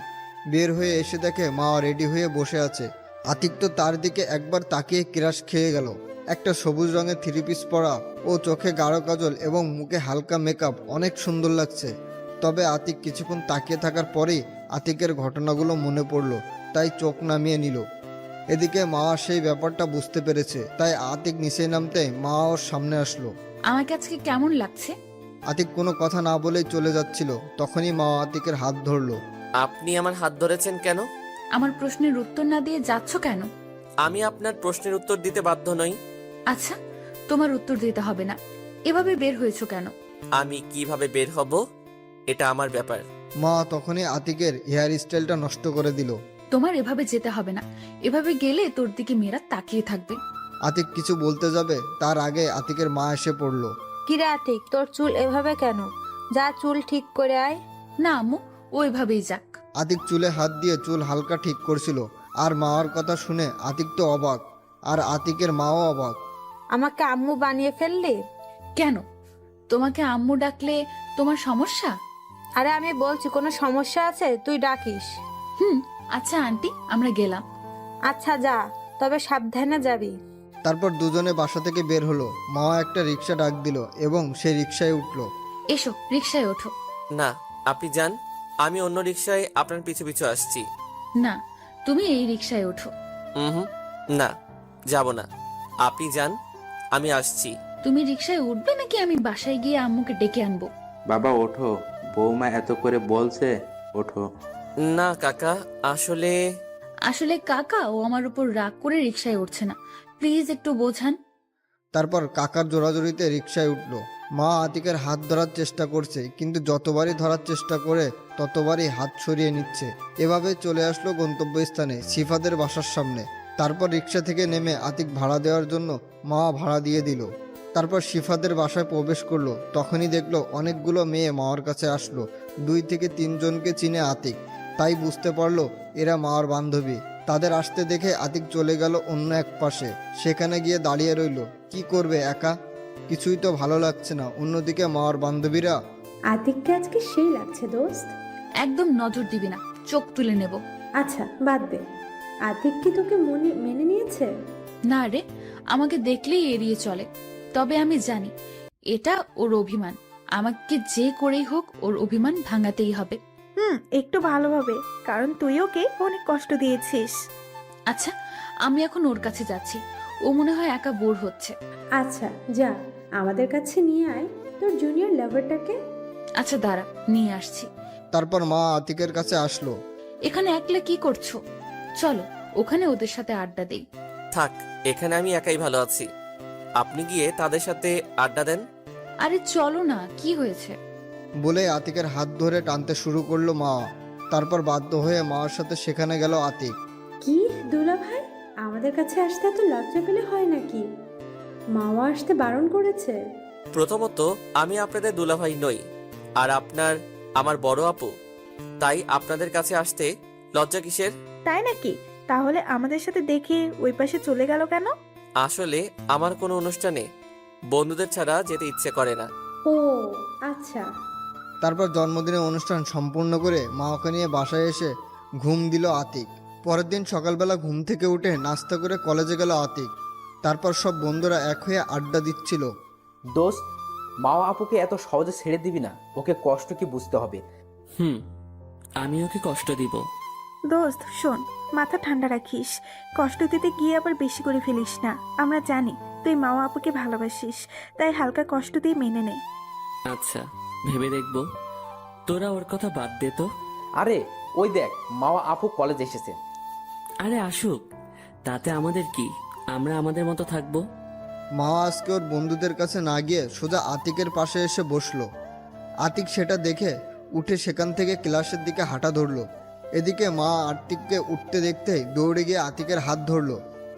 আপনি আমার হাত ধরেছেন কেন? আমি তোমাকে ভালোবাসি, তুমি আমাকে এভাবে এড়িয়ে চলছো কেন? আমি আপনাকে ভালোবাসি না। প্লিজ, আপনি আমাকে আর বিরক্ত করবেন না। মা তখন আতিকের মাথাটা ধরে টান দিয়ে ঠোঁটের সাথে ঠোঁট মিশিয়ে দিল, যেটা দেখে আতিক থমকে গেল। আতিক ভাবতেও পারেনি মা কলেজের সবার সামনে এমনটা করবে। তবুও নিজেকে শক্ত করে তাকে ছাড়িয়ে নিয়ে ঠাস ঠাস করে 2টা থাপ্পড় দিল। কি পেয়েছিস কি? আমাকে আমাকে কি খেলনার পুতুল পেয়েছিস যে তোর কথায় নাচবো? যখন তোকে ভালোবাসতাম তখন আমাকে প্রতিটা পদক্ষেপে অপমান করতি। এখন আমার কাছে আসলি কেন? দেখো, আমি আগে যা করেছি ভুল করেছি। আমি এখন তোমায় ভালোবাসি। তুমি মারলে আমাকে আরো মারতে পারো। আতিক আর কিছু না বলে চলে আসলো ক্লাসে। মা আর সেদিন ক্লাস না করে বাসায় চলে গেল। মাকে আসতে দেখে ওর মা ওর কাছে গেল। কি হয়েছে, এত তাড়াতাড়ি আসলি? আর তোকে এত বিষণ্ণ দেখাচ্ছে কেন? মা ওর মায়ের দিকে তাকালো। আন্টি তাকিয়ে দেখে মার চোখে পানি। এ কি মা, কাঁদছিস কেন? কি হয়েছে আমাকে বল মা। মা, আমি আতিককে ভালোবাসি। ওকে ছাড়া আমি বাঁচবো না মা। কি কি বলছিস এসব? আতিক তোর ছোট মা, এটা হয় না। ছোট বড় জানি না, আমি আতিককে চাই, না হলে আমি মরে যাব। আচ্ছা মা দাঁড়া, তুই কাঁদিস না, আমি তোর বাবাকে আসতে বলছি। তারপর আন্টি আঙ্কেলকে কল দিল। হ্যালো। হ্যাঁ বলো, কিসের জন্য কল দিয়েছো? তুমি তাড়াতাড়ি বাসায় এসো, তোমার মেয়ে পাগলামি শুরু করেছে। কেন, কি হয়েছে? ফোনে বলা যাবে না, তুমি তাড়াতাড়ি বাসায় এসো। আচ্ছা আসছি। তারপর মা আর বাবা অফিস থেকে ছুটি নিয়ে বাসায় আসলো। কি হয়েছে মাওয়ার? সেটা তোমার মেয়েকেই জিজ্ঞাসা করো। কি হয়েছে মাওয়া মা? তোর চোখ মুখ দেখে মনে হয় অনেক কেঁদেছি। কি হয়েছে আমাকে খুলে বল। বাবা, আমি আতিককে ভালোবাসি, কিন্তু ও এখন আমাকে ভালোবাসে না। আমি ওকে ছাড়া বাঁচবো না বাবা। কি বলছিস এইসব? আর আতিক তো তোর ছোট। ছোট হলেও আমাকে ভালোবাসতো, কিন্তু আমি। তারপর আতিকের সাথে ঘটনা শুরু থেকে সব খুলে বলল মা। তাহলে এখন কি দোষ তোর? দোষ আমার, কিন্তু আমি এখন আতিককে সত্যি খুব ভালোবাসি। আমি আতিককে ছাড়া বাঁচবো না। এভাবে ভেঙে পড়িস না, আমি দেখছি কি করা যায়। চলো আমরা আতিককে বাসায় যাই। তারপর মা আর মা, বাবা ও মা আতিকের বাসায় আসলো। বাসায় এসে মা আর মাকে সব খুলে বলল। ও এই ব্যাপার, এটা তো আমি আগেই বুঝতে পেরেছিলাম যেদিন তুই আমার থেকে আম্মু ডাকার পারমিশন নিয়েছিলি। তাহলে এখন ছেলের বউ করে নাও। কেন রে, আমার ছেলেটা তোকে একেবারে পাগল করে ফেলেছে ওর প্রেমে? আচ্ছা যা, তোকে আমার ছেলের বউ করব। সত্যি? বলে খুশিতে জড়িয়ে ধরলো মা। আচ্ছা ভাবি, একটা কাজ করলে হয় না? আপনি আপনার 2 ছেলের বিয়ে একসাথে দিবেন। সেটা করলে তো আরো ভালো হয়। তবে এই বিয়েতে আতিককে একটা প্ল্যান করে রাজি করাতে হবে। কিন্তু কিভাবে? শোনেন। তারপর মা ও তার মাকে প্ল্যান বুঝিয়ে দিল। কিন্তু এটা করলে তো আতিক আমার প্রতি আরো রেগে যাবে। এই বিয়ের পর সব রাগ ভাঙানোর দায়িত্ব তোর। এখন তুই পারবি কিনা বল। তুমি যা বলবে তাই পারবো, শুধু আতিককে পেলেই হবে। তারপর মা এবং আন্টি বাসায় চলে গেল। এদিকে আতিক ক্লাস করে বাসায় আসলো। বাসায় এসে দেখতে পায় মা বাবা দুইজনেই কি যেন কথা বলছে। আতিককে দেখেই থেমে গেল। তোর এই কাজটা করতে লজ্জা করলো না? ছি, তুই এত খারাপ। এ কি বাবা, আমি কি করেছি? তোমরা আমার সাথে এভাবে কথা বলছো কেন? কি করব মানে? তুমি কি জানো না মামা তোমার বাচ্চার মা হতে চলেছে, আর তুই বলছিস কিছু করিনি? কি কি এসব যাতা বলছো মা? আমি এসব কিছুই করিনি। চুপ বিয়াদব, অপরাধ করে আবার মিথ্যা বলা হচ্ছে। বাবা বিশ্বাস করো, আমি কিছু করিনি। চুপ, কোনো কথা বলবি না। সামনের সপ্তাহে তোর ভাইয়ের সাথে বিয়ে। বাবা, আমি এ বিয়ে করতে পারবো না। কি? বাবা প্লিজ বিশ্বাস করো, আমি কিছু করি নাই। আমরা তোমার এত কথা শুনতে চাই না। তুই যদি এই বিয়ে না করিস তাহলে আমাদের মান সম্মান কিছু থাকবে না। আমাদের গলায় দড়ি দিয়ে মরতে হবে। কি বলছো এসব তোমরা? ঠিকই বলছি, এখন তুই বিয়ে করবি কিনা বল। ওকে, আমাকে তোমরা বলির পাঠা করলে যাও, তোমাদের যা ইচ্ছা করো, আমি কিছু বলবো না। বলে রুমে চলে গেল আতিক। চলে যাওয়ার পর আতিকের বাবা ও মায়ের মধ্যে কথোপকথন। আমরা কাজটা কি ঠিক করছি? আরে তুমি চিন্তা করো না তো, ওর মাওয়ার উপর একটু অভিমান আছে, ভেঙে গেলেই শেষ। তুমি যতটা সহজভাবে বলছো ততটা সহজ না। আমরা ছেলেটার মন ভেঙে দিয়েছি মনে হয় না, এরপর আমাদের সাথে ঠিকভাবে কথা বলবে। একটু চিন্তার বিষয়, তবে আগে বিয়েটা হোক, তারপর ভেবে দেখব। এদিকে আতিক রুমে গিয়ে ভাবছে, মেয়েটা পেয়েছি কি আমাকে? আমাকে কি খেলার পুতুল মনে করে? এসব ভাবতে ভাবতে বিকেল হয়ে গেল। দুপুরে খায়নি আতিক। খেতে ডেকেছিল আতিকের মা। তারপর কে যেন দরজায় নক করলো। আতিক, দরজাটা খুলতো। তারপর গিয়ে দরজা খুলে দিল আতিক। কি শুনছিস সব? তোরও বিয়ে হবে নাকি আমার বিয়ের সাথে? মা বাবা তো বললো। কি হয়েছে আমাকে খুলে বলতো। তারপর আতিক তার ভাইয়াকে বলল, বাবা মা কি বলছে সব কিছু। তোমার মনে হয় কি আমি এসব কিছু করেছি? আমি জানি তুই এসব কিছু করিসনি। তখনই আতিকের ভাইয়ের ফোনে কল আসলো। আমি আসছি, তোর ভাবি ফোন দিয়েছে, এই ব্যাপারে ওর থেকে একটু পরামর্শ নেই। যাও। তারপর আতিক রুম থেকে বেরিয়ে বাইরে চলে আসলো। বাইরে এসে সবাইকে ফোন করে বের হতে বলে। চলে গেল আড্ডাখানায়। গিয়ে দেখে আনান দাঁড়িয়ে আছে, আর ওরা দুজন বাইক থেকে নামলো, আর সবাই বসলো সবাই আড্ডা দিতে। আতিক, তোর মুখটা আজকে এত শুকনো শুকনো লাগছে কেন? এমনি। কি হয়েছে প্লিজ আমাদের খুলে বল। শুনো, তাহলে সব বললাম। তার মানে তুই দুপুরে কিছুই খাসনি? চল খেতে চল। এখন দরকার নেই। শালা উঠ, তুই খাবি আর খেতে খেতে কথা বলবো। তারপর সবাই একটা রেস্টুরেন্টে গেল, খাবার অর্ডার করে বসলো। দোস্ত, আমি বাসায় খাবার খাবো না, 1 মাস কিছু একটা ব্যবস্থা করতে হবে। আরে সমস্যা নেই, আমার যে ফান্ডে টাকা রাখছিলাম সেটা দিয়ে আমরা 4 জন 1 মাস বাইরে খাবো। সেটা করলেই তো হয়। ভাই, ওইটা দিয়ে দূরে কোথাও ঘুরতে যেতে চেয়েছিলাম। শালা ঘোরাঘুরি পরে, আগে সমস্যা সমাধান করতে হবে। আচ্ছা, তোদের ইচ্ছা। দোস্ত, মামা আপুর ব্যবস্থা কি করবি সেটা দেখতে থাকো। আপনারা কিসের টাকা বুঝেননি তো? এটা আতিকটা 4 বন্ধু মিলে টাকা রাখতো, একসাথে সবাই মিলে দূরে ট্যুর করতে যাবে বলে, কিন্তু এখন সেই টাকাই খরচ করতে হচ্ছে। তারপর খেয়ে দিয়ে কিছুক্ষণ আড্ডা দিয়ে বাসায় গেল। বাসায় গিয়ে সোজা রুমে ঢুকলো। অবশ্যই মা জিজ্ঞেস করছিল কোথায় গিয়েছিল, কিন্তু আতিক কোনো উত্তর দেয়নি। এভাবে করতে করতে আতিকদের বিয়ে হয়ে গেল। ভাইয়া বাসর ঘরে ভাবের কাছে চলে গিয়েছে। আতিক এখনও মা বাবার সাথে কথা বলে না, খাবারও খায় না। বাবা মা আতিককে অনেক খেতে বলেছে, কিন্তু খায়নি। কোনো কথা বলতে এলেই এড়িয়ে চলেছে। আর মা প্রত্যেক দিন তো আসতো, কিন্তু আতিক কোনো কথা বলতো না। এগুলো ভাবছে, তখনই বাবা মা আতিকের সামনে আসলো। বাবা, মেয়েটা বাসর ঘরে একা বসে আছে, তুই যা এখন। আতিক কোনো কথা না বলে রুমে ঢুকলো। রুমে ঢুকে দেখতে পেল মা ঘোমটা দিয়ে বসে আছে। আতিক এসেছে টের পেয়ে বিছানা থেকে ওঠে, এসে সালাম করতে এলো। আতিক সরে গিয়ে ওয়াশরুমে চলে গেল। ওয়াশরুম থেকে বের হয়ে দেখে মা এখনো দাঁড়িয়ে আছে। সেটা দেখে না দেখার ভান করে আতিক বিছানায় গিয়ে শুয়ে পড়লো। কিছুক্ষণ পর বুঝতে পারলো বিছানাতে কেউ শুয়েছে, আর আতিকের পিছন থেকে জড়িয়ে ধরেছে। সাথে সাথেই পিছন থেকে হাতটা সরিয়ে উঠে পড়লো। মা উঠলো। কি পেয়েছিস কি তুই? তোকে স্পর্শ না করা আমি এখন তোর পেটের সন্তানের বাবা? আমাকে বানিয়ে দিলি চরিত্রহীন। তা তো তোর হয় নাই। বিশ্বাস করো, আমার পেটে কোনো সন্তান নেই। এটা আমি তোমাকে পাওয়ার জন্যই করেছি। তাই বলে আমাকে চরিত্রহীন বানিয়ে দিবি? কথা বলিস না কেন? জানি কিছু বলতে পারবি না। শোন, বিয়ে করছস আমাকে, এটাই চাইছিলিস। এখন তুই আমাকে স্পর্শ করবি না। আমার সামনে তোর ওই মুখ যেন না দেখি। দেখো, আমি তোমাকে ভালোবাসি, তাই আমি এই কাজটা করেছি। প্লিজ, তুমি আমার সাথে এমন করো না। তোর ন্যাকা কান্না বন্ধ কর। আমি এখন ঘুমাবো।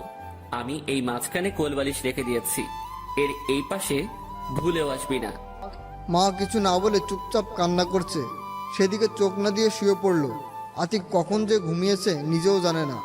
কারো কান্নার আওয়াজে ঘুম ভেঙে গেল। জায়নামাজে বসে মা হাত তুলে কান্না করছে। আতিকের একটু কষ্ট লাগলো, কিন্তু ওর দেয়া কষ্টগুলো আতিকের মনে পড়ে গেছে, তাই চুপ করে ঘুমালো। একটু পরে ঘুম ভাঙলো কারোর ডাকে। তাকিয়ে দেখলো একজন পদ্মাশীল মেয়ে। আরে কে আপনি? আরে আমি মাওয়া, তুমি আমাকে এই মুখ দেখাতে মানা করেছো, তাই এভাবে আসলাম। ও আপনি? তা এভাবেও না আসলে খুশি হতাম। আমার তো আসতেই হবে। আর এই নিন চা। সরি, আমি চা খাই না। আপনি এখন যেতে পারেন। প্লিজ, আমার উপর রাগ খাবারের উপর কেন দেখাচ্ছ? তোকে এত কথা বলতে বলেছি? তোকে এখান থেকে যেতে বলছি না? তারপর মা মাথা নিচু করে চলে গেল। আতিক চলে গেল ফ্রেশ হতে। এদিকে মা আবার রান্নাঘরে গেল। কি আতিক চা নিয়েছে? না আম্মু, উল্টো আমাকে ঝাড়ি দিয়ে পাঠিয়ে দিয়েছে। বললাম যাস না ওর সামনে, তবুও গেলি। যাব না কেন, যেতে হবে। তোমার ছেলে যদি আমাকে মেরেও ফেলে, শেষ নিঃশ্বাস ত্যাগ করার আগ পর্যন্ত আমি ওর কাছে যাওয়ার চেষ্টা করব। ও আমার ছেলেকে এতটা ভালোবাসিস, তাহলে প্রথমে এমন করলি কেন? প্রথমে তোমার ছেলের ভালোবাসা বুঝতে পারিনি, তাই। এখন তোমার এর জন্য অনেক কষ্ট করতে হবে। তাই তো করছি আমি। ও তোমার ভালোবাসায় অনেক কষ্ট পেয়েছে, তা আমি ওর সাথে কথা বলে বুঝতে পেরেছি। তাই তোমাকে ওর ভালোবাসা পেতে হলে অনেক কষ্ট করতে হবে। আচ্ছা ভাবি, আপনি একটু হেল্প করেন আমাকে। আমি তোমার সাথে সব সময় আছি। থ্যাঙ্কস ভাবি। ওয়েলকাম। তবে আমার দেবরটাকে কষ্ট দিতে পারবে না কখনো। হয়েছে, তোদের এদিকে রান্না হয়ে গেছে, এখন এগুলো খাবার টেবিলে নিয়ে যা। আরে আমাদের তো খেয়ালই নেই, খাও দাও। মা, আমাকেও দিন। আপনি আমাকে রান্নায় সাহায্য করতে দেননি। ও তুই আমাকে আপনি করে বলছিস কেন? তোরা আমার মেয়ে, তাই সবসময় আমাকে আম্মু ডাকবি এবং তুমি করে কথা বলবি। আচ্ছা আম্মু। তারপর দুজনে খাবার টেবিলে খাবার নিয়ে গেল। ওদের খাবার নেওয়া দেখে বাবা আর ভায়া খাবার টেবিলে চলে আসলো। এদিকে আতিক ওয়াশরুম থেকে বের হয়ে কিছুক্ষণ ফোন টিপলো। তারপর রেডি হয়ে নিচেই বের হলো কলেজে যাওয়ার জন্য। ও, তুমি এসে পড়েছো? আমি এক্ষুনি ডাকতে যাচ্ছিলাম। আতিক কিছু না বলে হাঁটা ধরলো। ওই দাঁড়া। বলো। কোথায় যাচ্ছিস এখন? কলেজে যাব, কাজ আছে। আজকে তোর কলেজে যাওয়ার দরকার নেই, আজকে নিজুমদের বাসায় যাব। তুই আর মাওয়া আমাদের সাথে যাবি, আর তারপর এসে আমি আর নিজুম মাওয়াদের বাসায় যাব। ভাইয়া, আমার দ্বারা এসব হবে না। মানে? ভাবি, আমি একজন চরিত্রহীন, আর তার সাথে এই বাসার মানুষের একসাথে খাই কি করে? ওইসব বাদ দে বাবা, এখন খেতে আয়। আরে না, আপনারা আমার জন্য গলায় দড়ি দিয়ে মরতে চেয়েছিলেন। বলেই চলে আসলো আতিক। তারপর বের হয়ে বন্ধুদের সাথে এক হয়ে খেতে গেল। এদিকে আতিক চলে যাওয়ার পর, কেন তোমরা ওর সাথে এমন করলে? বলে দিল না ওকে আমরা বিয়েতে আনন্দ করতে দিলে না, আর এমন একটা কাজ করছো যে ঘরের খাবারও খাচ্ছে না। আমি ভাবতেও পারিনি এত কিছু হবে। আমি আর কিছু বলবো না, তোমরা বুঝো। বলেই খাবার টেবিল থেকে উঠে গেল আতিকের ভাই। মা, আজকে আমাদের বাসায় যেতে হবে না, সবকিছু ঠিকঠাক হলেই যাব। আচ্ছা ঠিক আছে। আর ভালো লাগছে না। কি যে শুরু হলো বাড়িতে। আমি তোমাকে মানা করলাম এটা করতে, তবুও তুমি করলে। আমি করেছি, এটা আমি ঠিক করব। বলেই কিছু না খেয়ে চলে গেল আতিকের মা। তারপর সবাই না খেয়ে চলে গেল। আর মা তো আতিক বের হওয়ার সাথে সাথেই রুমে চলে গেছে। কিছুক্ষণ কেঁদে কলেজে যাওয়ার জন্য বের হলো। তখনই দেখে সবাই একসাথে সোফায় বসে আছে। কোথায় যাচ্ছিস সেভাবে? সকালেও দেখলাম, পর্দা করছিস নাকি? এখন থেকে করব। আর এখন কলেজে যাচ্ছি। আজকে যাওয়ার দরকার নেই, কিছুই তো খাওস নাই। থাক, যতদিন তোমার ছেলে বাসার খাবার না খাবে ততদিন আমি খাবো না। এতে যদি মরে যাই তো যাব। শুধু তুই কেন, বাসার কেউই খাবে না এখন থেকে। আচ্ছা, আমি কলেজে যাচ্ছি। আচ্ছা যাও, দেখো আমার দেবরটার মন জয় করতে পারো কিনা। সেজন্যই তো যাচ্ছি। এদিকে আতিকরা খাবার খেয়ে কলেজে গেল। কলেজে গিয়ে সবাই এক জায়গায় বসে আড্ডা দিচ্ছিল। দোষ, দেখ এই কলেজে প্রথম কাউকে বোরকা পরা এত সুন্দর একটা মেয়ে দেখছি। শালা মুনার কাছে বলা লাগবে। দেখ দোষ, মেয়েটা এইদিকে আসছে। তো আমি কি করব? এর মধ্যে মেয়েটা এসে আতিকের পাশে বসলো। এ কি, কে আপনি? এখানে বসেছেন কেন? আমি আমার স্বামীর কাছে বসবো না তো কার কাছে বসবো? আতিকের বুঝতে বাকি রইল না এটা কে। সকালের পদ্মার কথা মনে পড়ে গেল। দেখেন, আমি একা আছি, ভালো আছি। আমাকে একটু শান্তিতে থাকতে দিন। আমি জানি তুমি ভালো নেই, আর তুমি আমাকে ছাড়া একদম ভালো থাকতে পারবে না। চুপ হয়ে গেলেন কেন? বলেন, সমস্যা নেই। ও কিছু বলতে পারবে না। তারপর আতিকের দিকে তাকাতেই দেখে আতিক নেই। দূরে তাকিয়ে দেখে আতিক হাঁটছে। তখনই মা উঠে দৌড় দিয়ে আতিকের পিছন থেকে জড়িয়ে ধরলো। আতিক দাঁড়িয়ে গেল, অনুভূতিটা বোঝার চেষ্টা করছিল। তখন আতিকের আগের কথা মনে পড়ে গেল। পেছন থেকে ছাড়িয়ে দুইটা থাপ্পড় মারলো। কি সমস্যা কি আপনার? আপনাকে মানা করা সত্ত্বেও কেন আমার কাছে আসেন? কি হলো? দাঁড়িয়ে আছেন কেন? যান আমার সামনে থেকে। আতিক কি করবে ভেবে পাচ্ছে না, তাই মাওয়াকে ছাড়িয়ে ক্লাসে চলে গেল। দোস্ত, তোর হাতে রক্ত। আতিক হাতের দিকে তাকিয়ে দেখে সত্যি রক্ত। তুই কিন্তু এখন বেশি বেশি করছিস। আমি কি করেছি? ওকে আমার কাছে আসতে মানা করি, তবু আসে কেন? তাই বলে এভাবে করবি? আমি জানি থাপ্পড়টা এত জোরে মারা উচিত হয়নি, কিন্তু ও আমাকে আমার বাবা মায়ের সামনে চরিত্রহীন বানিয়েছে, তবু তোরা বলবি আমি বাড়াবাড়ি করছি? অধরা আর তিথি চুপ হয়ে গেল। কি হলো, এখন চুপ কেন? সরি রে, ভুলে গিয়েছিলাম। তবে মা আপুর কষ্ট দেখতে পাচ্ছি না। আমার মনে হয় তোকে সত্যিই ভালোবাসে। আতিক কিছু বলতে যাবে তখনই স্যার এসে পড়ল। তারপর ক্লাস করে বের হয়ে দেখতে পেল আতিক নামাজ পড়ে গিয়ে বিছানায় শুয়ে ঘুমাচ্ছে। এদিকে মাওয়া এসে দেখে আতিক ঘুমাচ্ছে। আতিকের ঘুমন্ত মুখের দিকে তাকিয়ে থাকলো। কিছুক্ষণ তাকিয়ে থেকে আতিকের পাশে বসে মাথায় হাত বুলিয়ে দিচ্ছে। এদিকে আতিকের ঘুমের ভিতরে মনে হচ্ছে কেউ আতিকের মাথায় হাত বুলিয়ে দিচ্ছে, যেটা আতিকের খুব ভালো লাগছে। কে আতিকের মাথায় হাত বুলাচ্ছে সেটা দেখতে চোখ খুলতেই দেখে মাওয়া। আতিক এক ঝটকায় হাত সরিয়ে নিল। কি হয়েছে? এমন করছো কেন? আপনি আমাকে স্পর্শ করার সাহস পেলেন কোথায়? আপনাকে এতবার বলার পরও কেন আপনি আমার সামনে আসেন? তুমি আমাকে মারো, যা ইচ্ছা করো, তবুও তোমার থেকে দূরে থাকতে বলো না প্লিজ। আতিক কিছু বলতে যাবে তখনই ভাবি রুমে আসলো। তাতে আতিক থেমে গেল। কি, তোমাদের সব গোছানো শেষ হয়েছে? ভাবি, সব গুছিয়ে নিয়েছি। ও তাহলে তো ভালোই। এখন চলো, খেতে চলো, মা খেতে ডাকছে। আচ্ছা ভাবি, চলুন আগে খেয়ে আসি, তারপর রেডি হয়ে বের হব। আচ্ছা চলো। তারপর মা পর্দা করে বের হলো এবং খাবার টেবিলে খাবার সাফ করে দিতে লাগলো। কি হলো মাওয়া, তুমি বসছো না কেন? আসলে বাবা, এখানে খাবার খেতে হলে আমার মুখ খুলতে হবে। ও তাহলে বাবা আপনারা খান, আপনারা খাওয়ার পর আমি মাও খেয়ে নিব। আচ্ছা ঠিক আছে। তারপর আর কোনো কথা হলো না। আতিক খেয়ে উঠল। তারপর মা আর আতিকের ভাবি খেলো। আতিক রুমে ছিল। রুমে গিয়ে ফ্রেশ হয়ে বের হলো রেডি হওয়ার জন্য।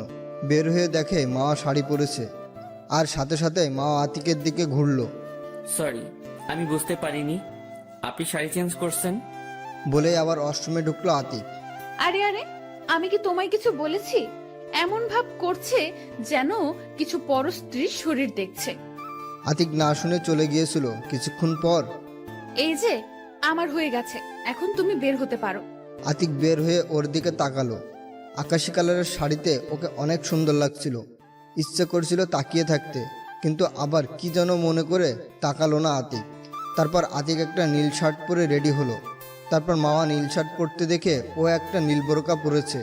তারপর আতিক হাতে ব্যাগ নিয়ে নিচে আসলো। নিচে এসে দেখে ভাবি আর ভাইয়া রেডি হয়ে নিচে বসে আছে। আয়, তোদের জন্য অপেক্ষা করছিলাম। চলো, এসে গেছি। তাড়াতাড়ি চল, 9টায় বাস ছাড়বে। তারপর আতিকের মা বাবা ও আঙ্কেল আন্টিকে বলে বের হলো। তারপর রিক্সা নিয়ে বাস স্ট্যান্ডে গেল আর বাসের টিকিট বুকিং করে সিটে বসলো। আতিক বসার আগে মা জানালার পাশে বসলো। আতিক কিছু বলল না, আর আতিকের ভাইয়ারা আতিকদের সামনে সিটে বসেছে এবং তার পাশে বসলো। কিছুক্ষণের মধ্যে বাস ছেড়ে দিল। আতিক কানে হেডফোন দিয়ে গান শুনতে শুরু করলো, কিন্তু সেটা বেশিক্ষণ সম্ভব হলো না। মা আতিকের কান থেকে হেডফোন খুলে দিল। কি হলো, হেডফোন খুললেন কেন? হেডফোন খুলবো না তো কি করব? আমি যে তোমার পাশে বসে তাতে তোমার বিন্দুমাত্র আক্ষেপ নেই। শোনেন, আমার উপর রাগ দেখিয়ে লাভ নেই। আমি আপনার রাগকে পরোয়া করি না। তা করবে কেন? ফেসবুকে মেয়েরা কমেন্ট করে, গল্পে তারা আছে, আমাকে দিয়ে কি করবে? শুনুন, আমি আপনাকে আগে বলেছি আপনাকে আমার প্রয়োজন নেই। আর আমার ফেসবুকে আমার গল্প যারা কমেন্ট করে আমি তাদের বোনের মতো সম্মান করি। জানি তো। শোনো, আমার সাথে একটু গল্প করলে কি হয়? দেখো ভাবিরা কত রোমান্টিক ভাবে তাদের ট্রাভেলটা এনজয় করছে। এসব আমার সাথে করতে আসবেন না, ওকে? আমাকে একটু শান্তিতে থাকতে দিন। মা আর কিছু করলো না, শুধু আতিকের দিকে তাকিয়ে আছে আর চিন্তা করছে। এই কি সেই আতিক যে আমার শত অপমান সহ্য করেও আমার পিছু পড়েছিল? এই কি সেই আতিক যে আমার ভালোবাসা পাওয়ার জন্য কত থাপ্পড় খেয়েছে আর এখন আমাকে দেখতেই পারছে না? না, ওর উপর অনেক অত্যাচার করেছি, তাই আমাকে ওর দেওয়া কষ্ট সব সহ্য করতে হবে। এটা ভাবতে ভাবতে কেঁদে দিল মা। এদিকে আতিক গান শোনা অবস্থায় মার দিকে তাকাতেই দেখে কাঁদছে। আতিক ভাবতে লাগলো, এতটুকুতেই এই অবস্থা? আর আমাকে কত কষ্ট দিয়েছে। কাঁদো কাঁদো, তোমাকে আরো অনেক কষ্ট সহ্য করতে হবে। তারপর বিকেলবেলা বাস পৌঁছে গেল। ভাবি, আপনার কোনো বোন আছে? আছে, কেন? একটু লাইন মারতে হবে না? আচ্ছা, বাড়ি চল, তারপর লাইন মারিস। কিসের লাইন মারবে ভাবি? তোমার বোন যদি ওর আশেপাশে আসে না, তাইলে কিন্তু একেবারে মেরে ফেলবো। হয়েছে, থাক, এখন চল। আমি রিক্সা নিয়ে এসেছি এবং যা যা লাগবে তাও নিয়ে এসেছি। তারপর আতিকার মাওয়া একটা রিক্সা এবং ভায়া ভাবিকে একটা রিক্সায় উঠালো। কিছুক্ষণের মধ্যে নানা বাড়ি পৌঁছে গেল। তারপর তাদের সাথে কথা বলে রিক্সা আবার নিয়ে চলে গেল ভাবিদের বাসার সামনে। রিক্সা থেকে নামার পরে মা আতিকের হাত ধরলো। এ কি, হাত ধরছেন কেন? আপনি হাত ছাড়ুন। হাত ছাড়বো মানে? আমি হাত ছাড়তে পারবো না, তুমি যা করার করে নিও। বাসার দিকে তাকিয়ে দেখে অনেকে আতিকের দিকে তাকিয়ে আছে, তাই আর কিছু না বলে ওইভাবে বাসায় যেতে লাগলো। বাসার ভিতরে গিয়ে সবার সাথে কুশল বিনিময় করলো। তখনই দেখে আতিকের দিকে একটা 7 থেকে 8 বছরের মেয়ে দৌড়ে আসলো। এই মেয়ে, তুমি আমার বিয়াই মশাইয়ের হাত ধরে আছো কেন? আমি হাত ধরেছি আমার স্বামীর, তাতে তোমার কি? কি? ওসব স্বামী টামি হবে না, এখন আমি বিয়াইয়ের সাথে প্রেম করব। ওই মেয়ে চুপ! তোর বয়স কত যে আমার স্বামীর সাথে প্রেম করতে চাস? ওই, একদম আমার সাথে রাগ দেখাবে না, ওর হাত ছাড়ো। বলেই জোর করে হাত ছাড়িয়ে নিল মেয়েটা। ওই চুপ, একদম চুপ, কোনো কথা বলবে না। আমি এখন বিয়াইয়ের সাথে প্রেম করব। মাকে ধমক দিয়ে থামিয়ে এখন সবাই গোল হয়ে কাহিনী দেখছে আর হাসছে। আচ্ছা বিয়াইন, তোমার নাম কি? I love you. I love you, এটা আবার কেমন নাম? তুমি আমাকে আই লাভ ইউ বলেই ডাকবে। না, তুমি ওকে এটা বলে ডাকবে না। এই, তুমি চুপ থাকো, আবার আমাদের মাঝে কথা বলছো। দেখছো না বড়রা কথা বলছি? আর তুমি জানো না বড়দের মাঝে ছোটদের কথা বলতে নেই? আই পুচকি, তুই আমার থেকে বড়? আমার বয়স 7 বছর। দেখো না তোমার স্বামীর সাথে প্রেম করছি, আর তোমাকে ডিভোর্স দিয়ে আমাকে বিয়ে করবে। কি? এত অবাক হওয়ার কিছু নেই। আচ্ছা, আমার আই লাভ ইউ তোমার আসল নাম কি? বলেই মেয়েটাকে কোলে নিল আতিক। আমার নাম নদী ওরফে তোমার আই লাভ ইউ। হয়েছে নদী, তোর আই লাভ ইউকে ছাড়, না হলে ওই মেয়েটা তোর আই লাভ ইউকে মারবে। কি এত বড় সাহস! শোনো, আই লাভ ইউ ওই মেয়েটা তোমাকে কিছু বলে, তাই তোমাকে বলবে আমি সব চুল ছিঁড়ে ফেলবো। মা রাগি চোখে তাকালো নদীর দিকে।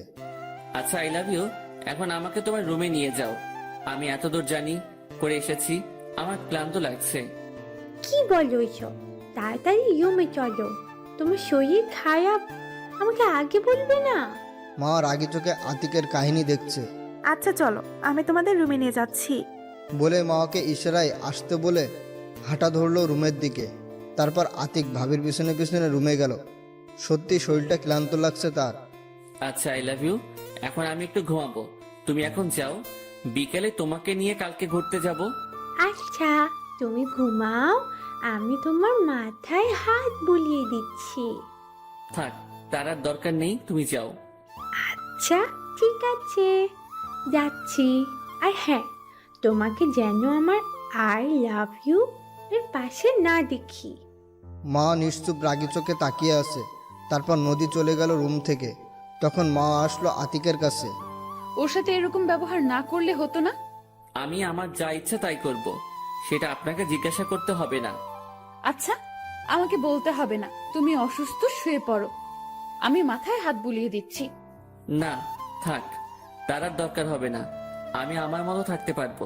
মা কিছু বলতে যাবে তার আগে আতিকের ভাবি রুমে আসলো, হাতে ট্রেতে কিছু নাস্তা নিয়ে। আতিক, এই শরবতটুকু খেয়ে নাস্তাটা করে নে, শরীর ভালো লাগবে। আরে ভাবি, এসবের কি দরকার ছিল? তুই চুপ থাক। মাওয়া, আয় এখানে বস, তারপর দুজনে নাস্তা কর। আচ্ছা ভাবি। বলে আতিকের পাশে এসে বসলো মাওয়া। তারপর দুজনে নাস্তা করার পর তাই ফোনটা হাতে নিয়ে বসে ফেসবুকে ঢুকলো আতিক। তারপর কিছুক্ষণ বন্ধুদের সাথে চ্যাটিং করে আইডি লগ আউট করে নিচে গেল আতিক। তখনই মা আতিকের পিছনে নিচে আসলো। আতিককে দেখে নদী দৌড়ে আতিকের কাছে আসলো। I love you. তোমার শরীরটা এখন কেমন আছে? I love you. আমার শরীরটা এখন ভালো আছে। বলে নদীকে কোলে নিল আতিক। তারপর সবাই মিলে কিছুক্ষণ আড্ডা দিল। তবে মার মনটা খারাপ ছিল, কিন্তু আতিক কিছু বলেনি। আড্ডা শেষে ভাবি সবাইকে খাবার টেবিলে নিয়ে গেল। আতিক ভাইয়া, তালুই এবং ভাবির কিছুর আত্মীয় টেবিলে বসেছিল। মা বসেনি, কারণ ভাবির সাথে খাবে। টেবিলে খাবারের দিকে তাকিয়ে তো মাথা নষ্ট হয়ে গেছে। ভালোই হয়েছে, ভাইয়ার সাথে এসে এখন আতিকও জামাইয়ের মতো খেতে পারবে। তারপর সবাই খাওয়া শুরু করলো। আতিক যতই না না করছে, তবুও ভাবি আতিকের খাবার দিয়েই যাচ্ছে। যাই হোক, অনেক কষ্টে খাবার খেলো আতিক। আরে বাবা, এতে এই অবস্থা, কালকে থেকে আরও বেশি কিছু আয়োজন করা হবে। কি বলছেন এসব? তালি, আমি তো কিছু খেয়েছি, আর ভাইয়া তো কিছুই খাচ্ছে না ঠিক মতো। তাই তো হাবিব বাবা, তুমি ঠিক মতন খাও, এত লজ্জা পেতে হবে না, এটা তো তোমারও বাড়ি। জি বাবা। তারপর আতিক আর আতিকের ভাইয়া খাবার শেষ হলো। এরপর দুজনে উঠলো। আতিক ভাইকে বলে রুমে চলে আসলো, আর সেও রুমে গেল। আতিক বিছানায় বসে এফবি চালাচ্ছিল, তখনই নদী আতিকের রুমে আসলো। কি করছো? I love you. এই তো কিছু না, এমনি বসে আছি। ও, আমি কার্টুন দেখবো, আমাকে কার্টুন দেখাও। আচ্ছা আসো, আমি দেখাচ্ছি। তারপর কিছু কার্টুন নামিয়ে দিল আতিক।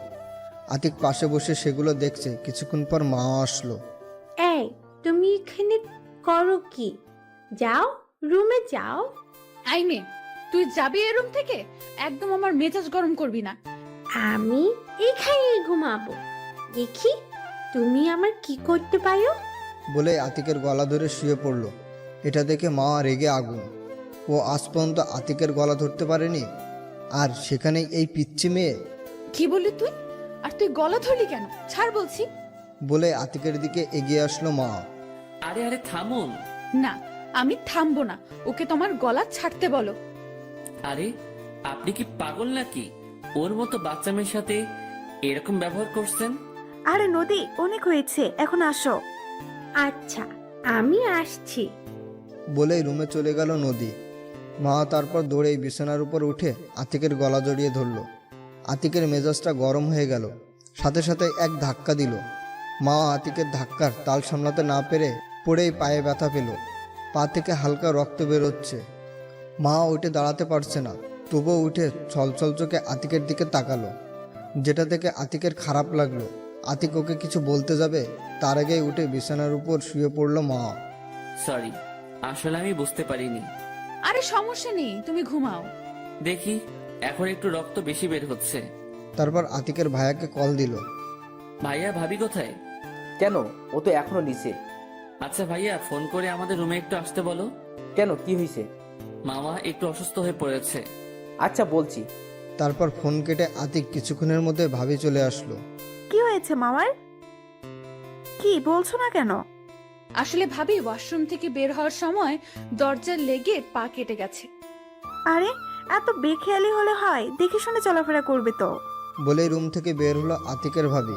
তারপর হাতে একটা বক্স নিয়ে আসলো। তারপর তুলা দিয়ে রক্ত মুছে ড্রেসিং করে ব্যান্ডেজ করিয়ে দিল। তারপর ভাবি সতর্কভাবে চলতে বলে রুম থেকে চলে গেল। আতিক ভাবতে লাগলো, না, মেয়েটার সাথে এখন একটু বেশি করে ফেলেছি। এখন মেনে নিতে হবে, না হলে আমার পাঠকরা আমাকে মেরে ফেলবে। কিন্তু কিভাবে মানাবো? এগুলো ভাবতে ভাবতে মার কাছে গেল আতিক। ওর পায়ের কাছে গিয়ে শাড়িটা হালকা উঠিয়ে হাঁটুর নিচে ওর ক্ষতস্থানের উপর হাত রাখলো আতিক। ব্যথা বেশি পেয়েছো? আমি বুঝতে পেরেছি, আমি সত্যি খুব দুঃখিত। না থাক, ঠিক আছে, সমস্যা নেই। রাগ করতে পারো আমার উপর, কিন্তু আমার কিছু করার নেই।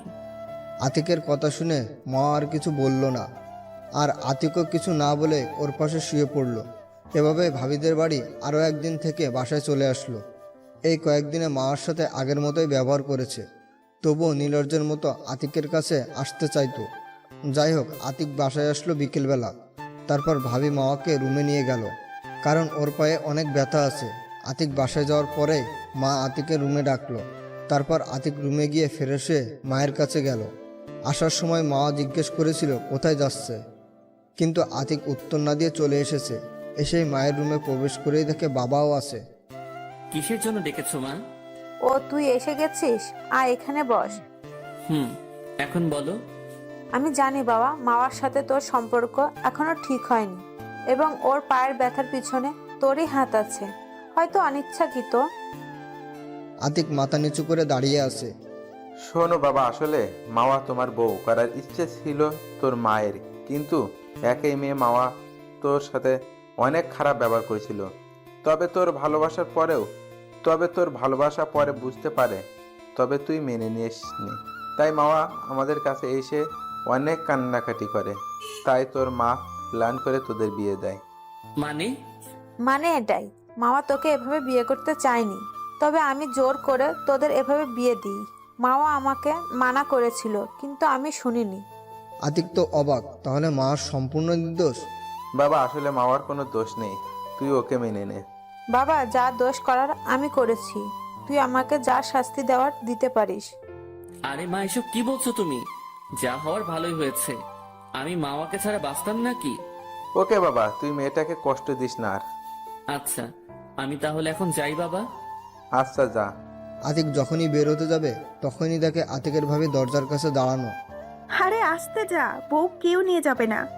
হুম, তবুও যেতে হবে। শোন, একটু রোমান্টিক ভাবে কাজ করিস। আচ্ছা। বলে রুমের দিকে গেল আতিক। রুমে গিয়ে দেখে মা মন খারাপ করে বসে আছে। আতিক কিভাবে শুরু করবে বুঝতে পারছে না। কি করছো? এখন পায়ে ব্যথা কমেছে?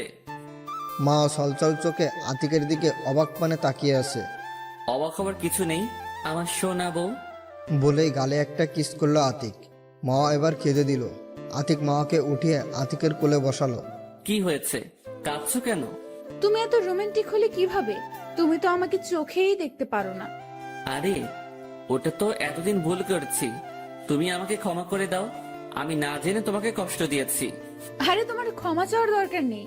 তুমি আমাকে আগের মতো ভালোবাসবা, তাহলেই হবে। আমি কি তোমাকে কম কষ্ট দিয়েছি নাকি?